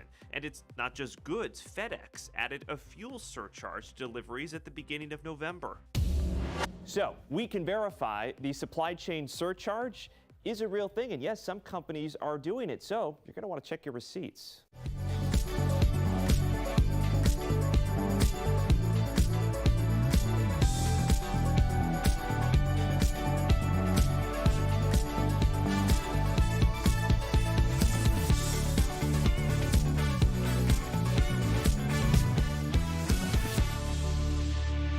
Welcome back to DBL. We've all heard of Alexa or Siri, but there's a new AI device in development that's getting a lot of attention. The device will monitor and stop conversations if something said is not politically correct. It listens for triggering language like racial slurs, offensive jokes, and even slut shaming. It then emits an alarm. So the idea is it can be used in classrooms, universities for PC police use, but it can even be used at dinner parties, family gatherings, maybe at your own home if you just want to ignite your own self-critique. All right, so what do we think about this? Obviously, I want to attack this as being ridiculous, but as a teacher, I thought about like how this could be useful. And not only have I taught middle school, but I also taught English as a second language. And I think for people that don't understand sometimes what they're saying and how that could be offensive, maybe for people that are secondhand English learners, this could be helpful. I really do think that if you might say something to somebody that you might not mean to say because you don't really understand how things work in context. So maybe that's the only way I can find this useful. That was a good job, buddy. That was a really good job. Because we were trying to find a way that would be think useful. so, yeah. I would smash this in 3 seconds. Yeah. That's what I would do. I think it's very useful, but I want to hear from you because you're in agreement with Jeff. I think it's really dumb. And I think what's really frustrating about it is... I don't think your mic is on. Yeah. Oh. Here's why I think it's dumb. When I try and talk about cancel culture as being, people are rebranding it as everything, right? This dilutes my message. This is way too far. Human beings can have discernment. They can tell jokes satirical. They can have TV shows on with bad language. Huck Finn has bad language if I'm reading it in school. At no point do I need a robot to emit a 2-minute, extremely loud alarm instead of having a conversation that might be controversial. This feels like the right or what one side brought it to just dilute the message and make us look dumb. I think everybody would have to be on board. So a university, that seems way too much. How are you going to get the consent of everybody without them feeling publicly shamed? That's already happening in universities without this thing. Well, as far as this device goes, if it were in a household, for instance, let's say I got the consent of everyone in my household, and we're not going to place shame on anybody. It's just to learn. Like, for instance, I'm going to be fully forthright with everybody right now. I went on Instagram and I used the hashtag river rat because I was sitting in a river. I had no idea it was an offensive term. I had no idea. I pressed send to go on Instagram and post my picture. Instagram stopped me. Thank goodness. And they had a little badge that said, this is an offensive term. I immediately Googled the term and I learned the origin of that term and how offensive it can be to certain communities. I was very grateful in that moment that I learned what that term really meant, how I could have offended and hurt someone. I never want to hurt someone. I would imagine most people don't want to hurt people.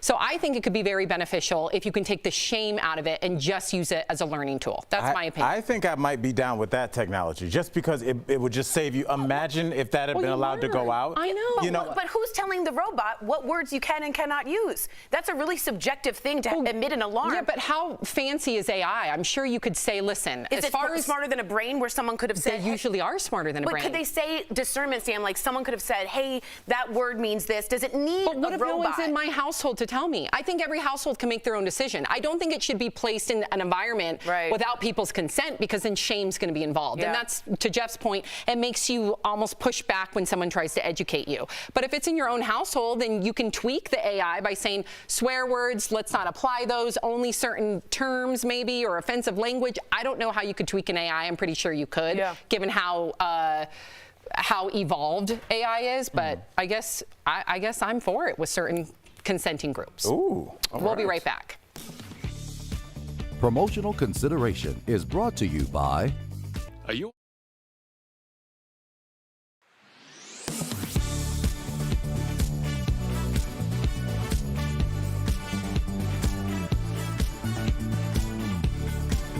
Airpods exploded into the marketplace 5 years ago and remain a popular way to listen to music and answer calls.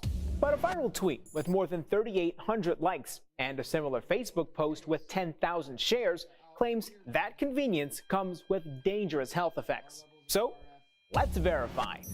Do AirPods transmit dangerous levels of electromagnetic waves?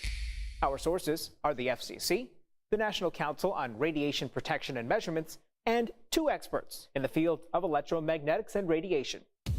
Before we get into the claim, let's first explain electromagnetic waves. Every electronic device in your home sends out streams of invisible energy waves. The government sets limits on how strong those waves can be, whether it's a cell phone, wireless headphones, or a microwave. We know for very high intensity energy, definitely it can cause harm, can kill you. So that's how we use microwave oven for. You put a coffee in there in a few minutes, it will be hot or boiling. If you put your head in there, it will be cooked. Same thing. The maximum strength of AirPods is 10 times lower than the FCC limit. The agency also says, quote, no scientific evidence establishes a causal link between wireless device use and cancer or other illnesses, unquote. I think that the public should be reassured by the state of the science and the technology as it exists today. So it's false that AirPods transmit dangerous levels of electromagnetic waves. With your Verify, I'm Brandon Lewis. To receive Since late October, there's been a lot of talk about Puerto Rico's COVID-19 vaccination rate. Former President Bill Clinton tweeted an article claiming the Caribbean island had the highest vaccination rate of any U.S. state or territory. So is that true? Let's verify. We went to these sources for an answer. As of November 10th, data from the Centers for Disease Control and Prevention shows 73.9% of Puerto Rico's total population has been fully vaccinated against COVID-19. That's the highest of any state or territory in the United States, according to CDC data. Puerto Rico's Department of Health shows a slightly lower vaccination rate at 70.5%. So Verify used population data from the 2020 census and the number of fully vaccinated people within each state or territory based on their local data available on November 10th to triple check those numbers. Using that data, we confirmed that Puerto Rico still has the highest vaccination rate in the country. So we can verify, yes. According to both CDC data and local health department data, Puerto Rico has the highest COVID-19 vaccination rate of any U.S. state or territory. According to CDC data, Guam and Vermont have the next highest vaccination rates for COVID-19. With your Fast Fact, I'm Ariande Till.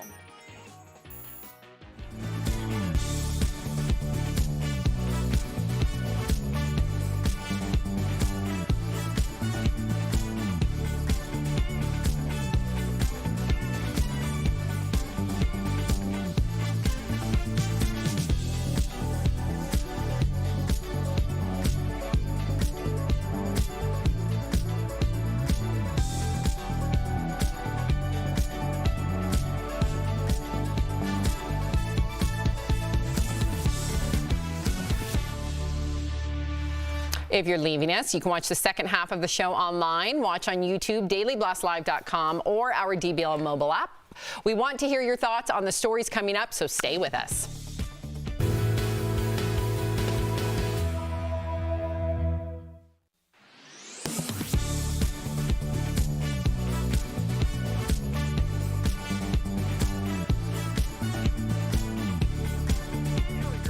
Facts on Zillow offers. To explain it, we went to a spokesperson for Zillow offers, a real estate technology expert, Mike Del Prete, and a tech expert, John Dickerson.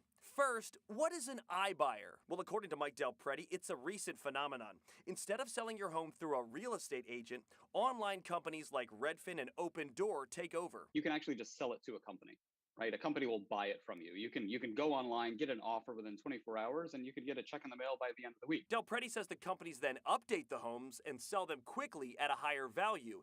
It's a growing market, and that's why Zillow got into the game in 2018. Which leads us to, what was Zillow Offers? In 2018, Zillow launched its own iBuyer, Zillow Offers. So Zillow was used, lots of algorithms and machine learning and lots of data to look at housing prices now and in the future and in the past, and continually predicting what a home was worth. Del Prete explained Zillow Offers began buying and selling thousands of homes a month. The idea was to become competitive quickly in the iBuyer market. So what ended Zillow Offers? Zillow sent us this statement from the CEO. Quote, "We've determined the unpredictability in forecasting home prices far exceeds what we anticipated, and continuing to scale Zillow Offers would result in too much earnings and balance sheet volatility." In other words, Del Prete says the pandemic housing market set home values through the roof. Zillow Offers and other iBuyers bought along with it. But then in the summer of 2021, the market started to slow down. But Zillow Offers, according to Del Prete, didn't. What happened is they ended up buying a lot of houses and overpaying for a lot of those houses because they didn't see those brake lights. They didn't see the market start to cool. And the decision was made to shut down Zillow Offers.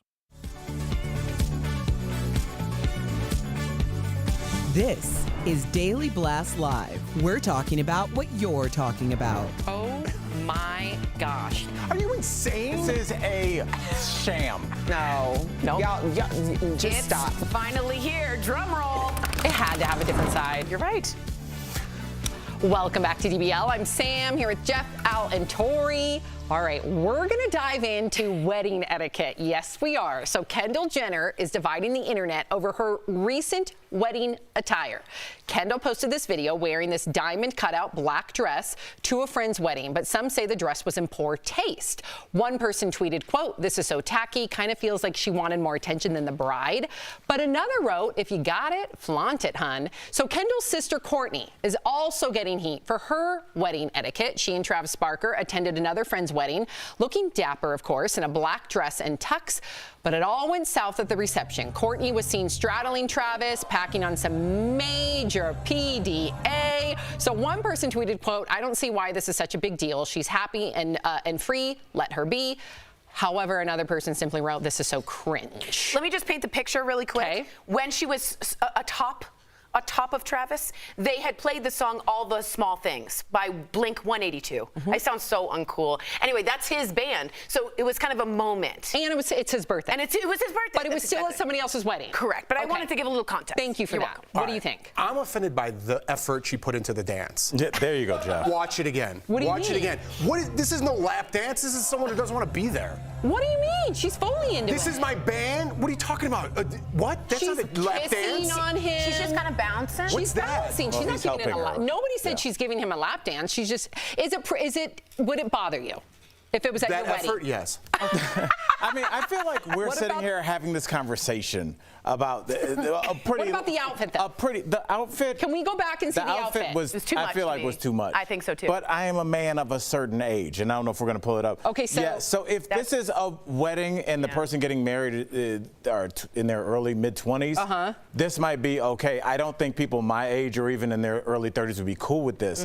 And also, I feel like we're having this conversation while acting like everybody has that and have ever met hasn't gotten insanely drunk at least one wedding in their life. What? So let's stop. It's an open bar. I've been to weddings. I know y'all. I've seen y'all. So let's not act like that lap dance was too much. I've seen some weddings almost end because of some behavior. I think you got to read the room. That room seemed very rowdy, like they were having a good time. So I'm not going to blame Courtney or Travis for simply enjoying the moment where they were celebrating his birthday and they were playing his song. And it seemed like a really rowdy room. Now, if it was a quiet room with like grandma and grandpa on the side and kids on the side, highly inappropriate. Going back to the dress, she looks stunning. She's gorgeous.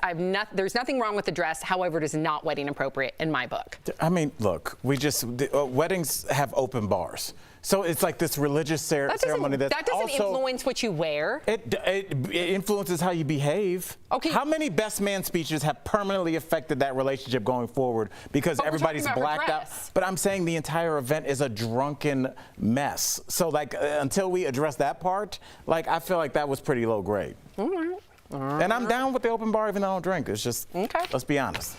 Taylor Swift. Okay, so Taylor Swift's red scarf. Tori, you've been posting a lot about this. I'm so excited to hear Tori's opinion. So her red scarf is getting a lot of attention. So the scarf first appeared in her song All Too Well and also is shown in this short film. Watch. Left my scarf there at your sister's house, and you still got it in your drawer even now. So at the end of the film, the boyfriend, who many say is based on Jake Gyllenhaal, is seen wearing the scarf years after their breakup. So the red scarf also appears in Taylor's new video. She gives it to her ex's new bride as a gift. Jake hasn't commented on anything or if he still has the scarf. But guess who has? Dionne Warwick recently tweeted, quote, "If that young man has Taylor's scarf, he should return it. It does not belong to you. Box it up. I'll pay the cost of postage. Jake." That's amazing. Dionne Warwick's become this new social commentator. She really has. I love it. So you're invested in this. Tell us. Okay, let me just first start off by saying some of you are not her demo. So you won't react mentally and emotionally to the same scarf.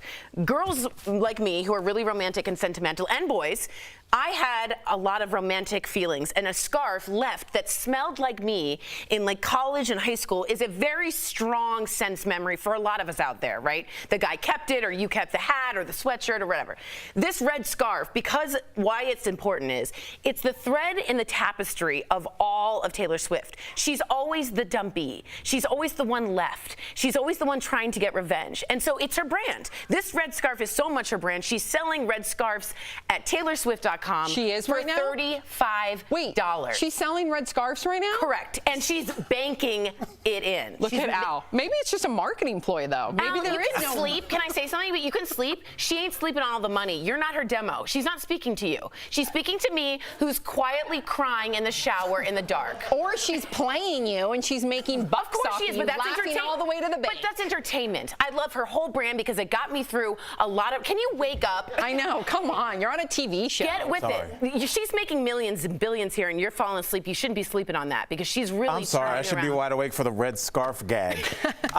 Tori, I get it, but let's stop acting like she's doing this as a way to help her fans get through something. If she really was, she would either take that money from those sold scarves and donate them somewhere. Might be.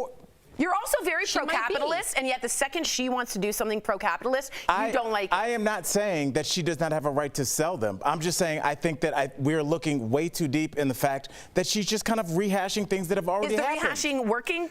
It would work. She could sell anything. She's got a diehard fan base. It's like Kiss. They can sell anything with the merchandise. So yes, of course, she could sell buttons and they would sell the same. It's not like that's not I bet what we're she's talking doing it for about. charity. But go ahead, Jeff. I see you trying to get in there. Yeah, I'm trying to get in there because I'm not going to speak to their demo either. I'm not going to speak to your demo. I'm going to speak to my demo. Okay. If someone came and gave my wife a scarf from 10 years ago at my wedding, you'd get punched in the face. That's not your demo, but that's how I would handle it. That's the video, the music video. You mean like no regifting? What is she teaching young kids? I'm sure it's more symbolic than like a literal regift. It's an art piece. Regift? It's not you a have real this, regift. You have this scarf that's very personal to your relationship, and you go to someone's wedding and you wrap it around their and give it to the wife. Wrap it around their neck. It's literal. How dare you? It's literal. It's figurative. What do you mean literal? We just saw the video. It's exactly literal. A red scarf. A music video is a creation of art that's about the song and the spirit of the song. Maybe I lost it because it was 10 minutes long. Yeah. Look, you don't want to hear it. That's great. Do I want to hear even more of it? Yes. You want to hear more of a 10-minute song. I want to hear so much more of Taylor Swift. Honestly. Well, don't worry. She's re-recording everything. And guess what? She's making way more. And guess what? She should to own her own catalog. So bravo to her. Now Jessica Simpson is doing it, and a lot of other artists. Billy Joel wished he had done it. I'm proud of her for sticking up and getting her own catalog back. That's a big move. Amen, Tori. I'm right there with you, girl. Coming up on DBL. What? Stop. I don't like that she just had her like walk-off moment. Who? Tori, I have something to say, but I'm gonna say it during the break. No. I'm gonna say it during the break. Go to our YouTube, watch our break for Al's. Come back. Our points are just not literal. They just don't exist. Tori yelled at me in the parking lot. Tori thinks she's going to lunch with Taylor Swift. This is serious. A mother's demands answers after her son vanishes overnight. Why police and media did not give her the time of day. That's coming up next in True Crime Chronicles. Closed captioning provided by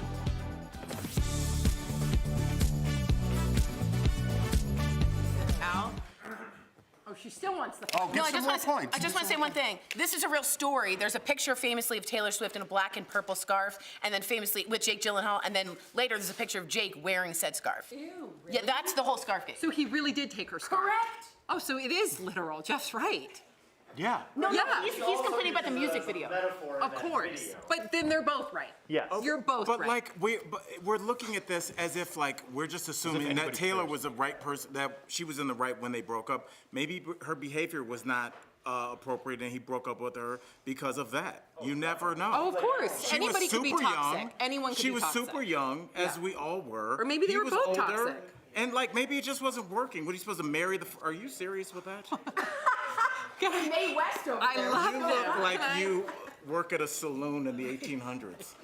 Look at the thing. Woo! Woo! I love my pants. I like how we're having a conversation and Sam just out of nowhere. Twirling. That's Go great. ahead, Al. But no, I think we're just assuming that she was every time we look at a relationship or she sings it from her point of view, it's assumed that she is in the right, and I think that's a terrible message to sell any young person coming up because at least in a breakup song, I'm the victim. That's the brand. But that's not going to help you evolve as an adult and be a better partner. But she also says, "I wish I could be the man." You know that song? If I were, she's a lot of feminist songs, strong anthem songs. No, but what about, hey, I was ridiculous that summer and you should have broke up with me? That should be a song too. What man sings I would. What man? What song is that about? Jay-Z's album. Well, when after Lemonade. That was an album for a lot of guys. Yeah, well, he was like, hey, yeah. But I mean, it really did make a lot of guys my age be like, yeah, that's not cool, and that kind of behavior is not okay. And Kevin Hart did a whole stand-up on it. Right. But I wonder if, and maybe people say she's always the victim. That's a complaint. I don't think it's right, but I don't know.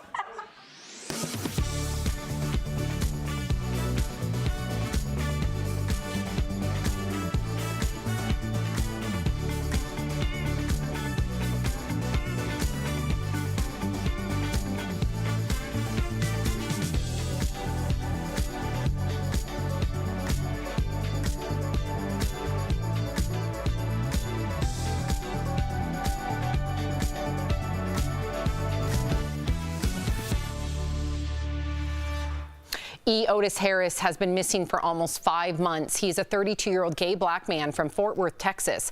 But his story isn't one that you've heard about. In fact, DBL is the very first to cover it. And all this month, we are dedicating our True Crime Chronicles to missing people of color. And today, we are sharing his story.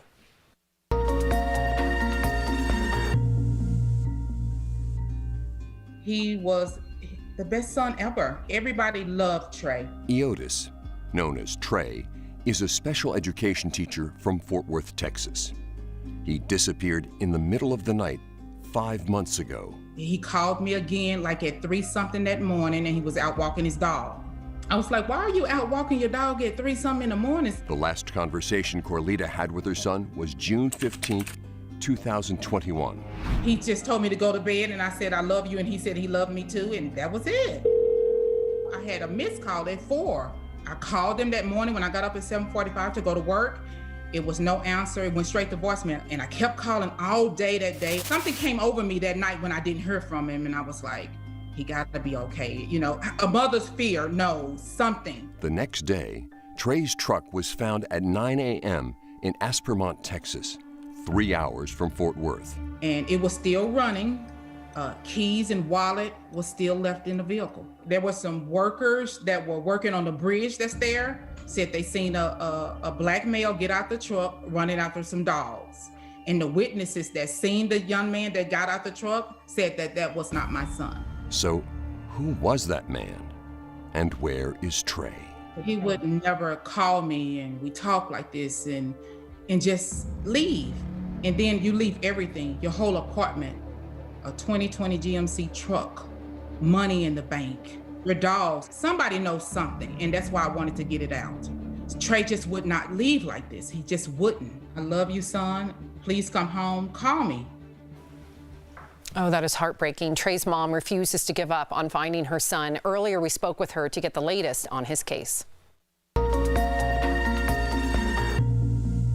Please welcome Corlita Johnson, Trey's mother, who continues her fight to find her son. First off, thank you so much, Ms. Johnson, for being here and for sharing your story. We can't even begin to imagine your pain.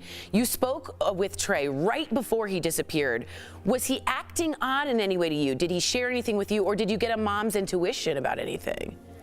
No, he was perfectly, normal. I mean, as my kid, he was excited, and he was just, he was a little upset earlier in the daytime, but we talked and everything, but not to an instant that I wouldn't talk to him again. Wow. So after Trey's truck was found, explain how local law enforcement in Fort Worth and Aspermont failed to conduct a proper investigation. I felt something weird in my stomach, like something was wrong, and they told me they found his truck. After that, they advised us to come and get the truck. So there was no kind of DNA or nothing taken. They let us absolutely come get the truck. So I, talked to the sheriff and everything there, and came home, and I filed a police report for Fort Worth on that Saturday. But because he was already in the system as missing, they said that they couldn't take my report. I was thinking he's been here a resident for 32 years. That would be normal for a Fort Worth Police Department to take up the case. But because his truck was found in Aspermont, Texas, it was up to their sheriff department to take everything. Wow. Wow. Yeah. Wow. That's just. There's so. I'm going to be professional and just ask my next question, but I'm in shock. But there's a number of things that you find just don't add up about Trey's disappearance. Like there was a suitcase that was found. Like, can you walk us through that? Okay. So also, his phone was pinged last in Quanah, Texas. It's like and then his suitcase was found on the side of the freeway in Paducah, Texas. Whoa. And then the truck was found in Aspermont. So to me, it's like a scavenger hunt. You're making us try to find these things. And the guy that picked up the suitcase thought it was a toolbox. Just passing by. I mean, he said it was not like it was thrown. It's like it was placed there. There was no scratches, nothing on the suitcase. All right, this is amazing because you're now taking matters into your own hands, which I think all mothers watching are like, yep. And there are now new developments. What can you share? And bravo for taking the initiative. The only thing I know now is that his Facebook password was changed, and it came out of Corpus Christi, Texas. And that was on August the 2nd. I mean, we've been doing so much investigation that it's like, it's crazy. But it gave us the IP address. It gave us the name of the computer and that it was out of Corpus Christi, Texas, but nobody has done anything about that as well. We got to get you on Amateur Sleuths or something. How have organizations like Black and Missing helped you raise awareness and given you support through this heartbreaking ordeal? This is the first news conference I've done.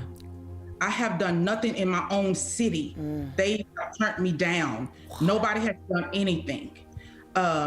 So Black and Missing has been wonderful, because without them, I wouldn't be talking to you guys today. Wow.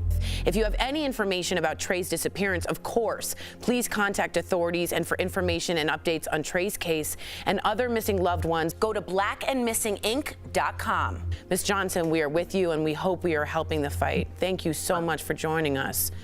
Thank you for reaching out to me.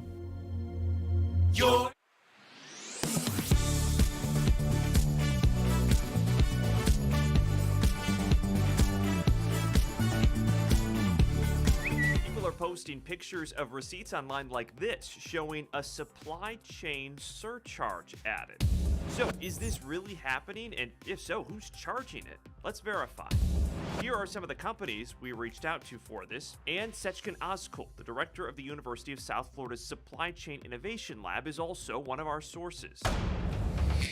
We never had such a big disruption before to our supply chain. Ozkul says what's happening now started during the pandemic. Quick, drastic changes in demand over the past 2 years have had ripple effects up the supply chain that only get more dramatic the higher you go and make it that much harder to get supply in sync, known as the bullwhip effect. It's why he says we're seeing backlogged ports. It's all the goods that had been held up now finally ready all at once. And Ozkul says it's all driving up costs, and some companies are temporarily passing it on to you and me. The surcharge is just another way of saying we are incurring additional costs and somebody needs to pay for it, and sorry, we're not going to pay for it. Notices like this now appear outside of Sherwin-Williams stores. The CEO of the nation's largest paint company said their surcharge would stick around through the end of the year. And we could verify that other companies are doing the same, like Harley-Davidson. And it's not just goods. FedEx added a fuel surcharge to deliveries at the beginning of November. So, we can verify the supply chain surcharge is a real thing. And yes, some companies are doing it. So, you're going to want to check your receipts.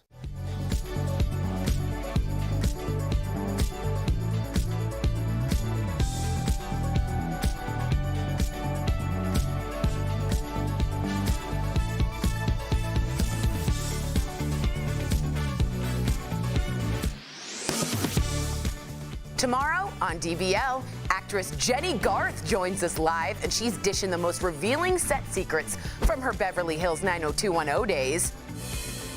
Plus, a husband escapes the Heaven's Gate space cult, how he lost his wife to one of the largest mass suicides on American soil.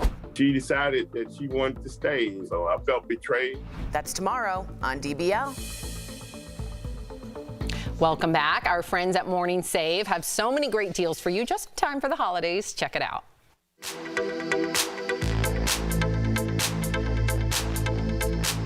All right, what do you have for us today, Stephanie? Hey Tori, I've got some wonderful products and even better deals, and I can't wait to share them with you. So first up, we've got Green Pan Barcelona 3-ply Evershine ceramic non-stick collection. So this deal includes one pot or one pan with a lid. Now it's available in 2 sizes, either a 6-quart stock pot with a lid or a 3-quart saute pan with a lid. So Green Pan is the trusted go-to brand for non-toxic, easy to clean pots and pans that are free from PFOA, lead and calcium, so there's no need to worry about releasing toxic fumes when they get overheated. Normally these are between $130 to $160. Yeah.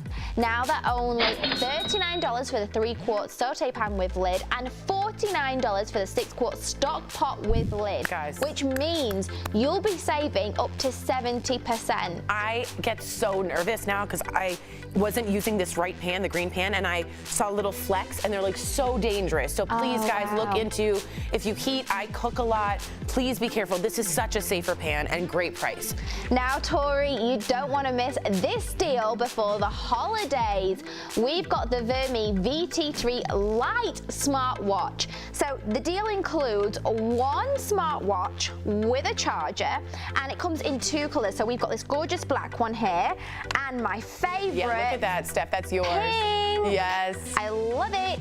Monitor your health through your heart rate, sleep, and more. So normally these are $69, but we've got them for only $25, which saves our viewers up to 64%. We're like givers. We're like little elves. Now, this next item is absolutely genius. It is a 2-pack of adjustable height phone and tablet stands with 360 rotation, so you can like put it anywhere you want. So this deal includes 2 stands.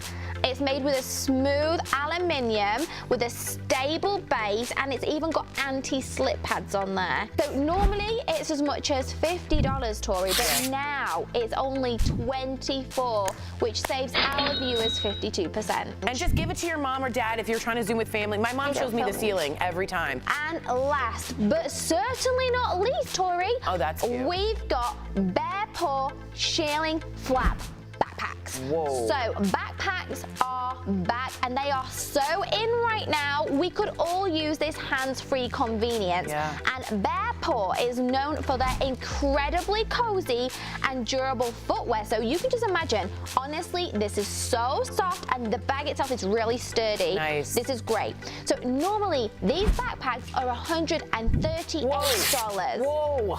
Tori, you can buy one from us for only $39, which saves everyone at home 72%. That's a legit good deal, you guys. And that's Amazing. a really sophisticated looking winter gift for someone. So cute. Really, really special. That can be for mothers-in-laws, sisters, things like that. Yep. Think outside the box. Wow. I got a lot to choose from today. Head on over to morningsave.com.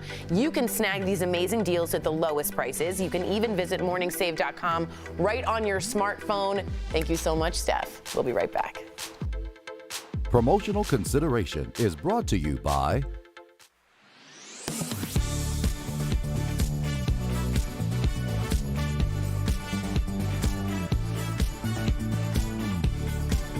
Airpods exploded into the marketplace 5 years ago and remain a popular way to listen to music and answer calls.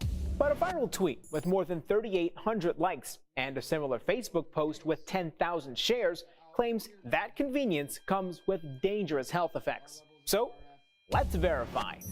Do AirPods transmit dangerous levels of electromagnetic waves? Our sources are the FCC, the National Council on Radiation Protection and Measurements, and 2 experts in the field of electromagnetics and radiation. Before we get into the claim, let's first explain electromagnetic waves.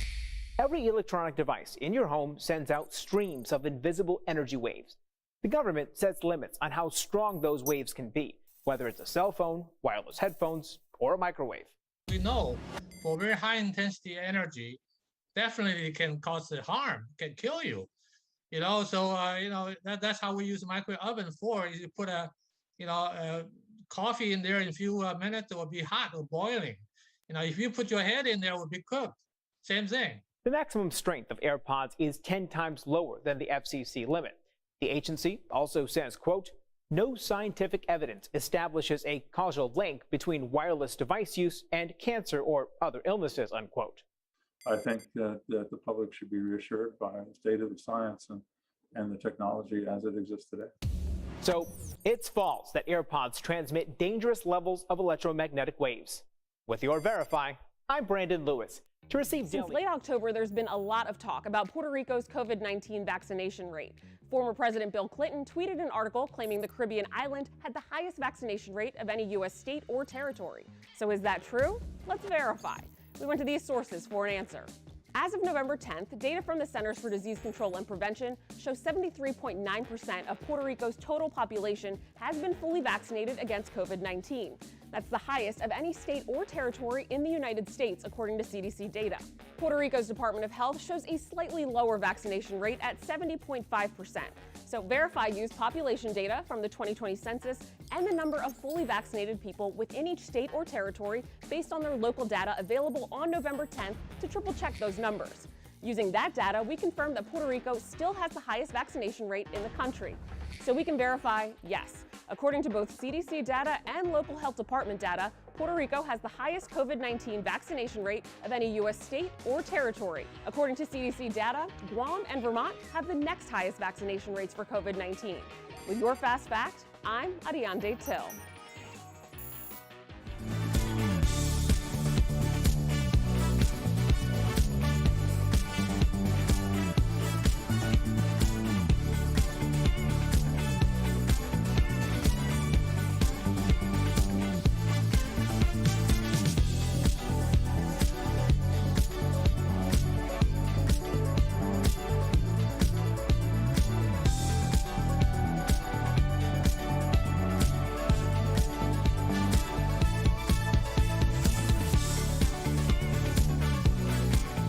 Everyone is talking about DBL. You guys are a blast. Every single thing you're talking about, I want to sit there with you. You sound great and you look great. Thank you very much, Sean Stamos. That means a lot. What a pleasure it is to look at all of you. You're all doing just a great job. I love the show because it's smart, it's entertaining. Y'all got really good questions. You guys are on fire. DBL is feeling the love. I was listening to your conversation. It's so interesting. Oh, well, thank you. He's talking to me mostly. I got to read this comment really quickly from Lula. First of all, everybody's talking about the red scarf. Lula A says, I am still confused on why we talked about this scarf thing. Welcome to the club, Lula. We love it. Fair. Jeff and Al as well. DBL's new every day. We'll see you tomorrow. Bye, guys. Bye, guys.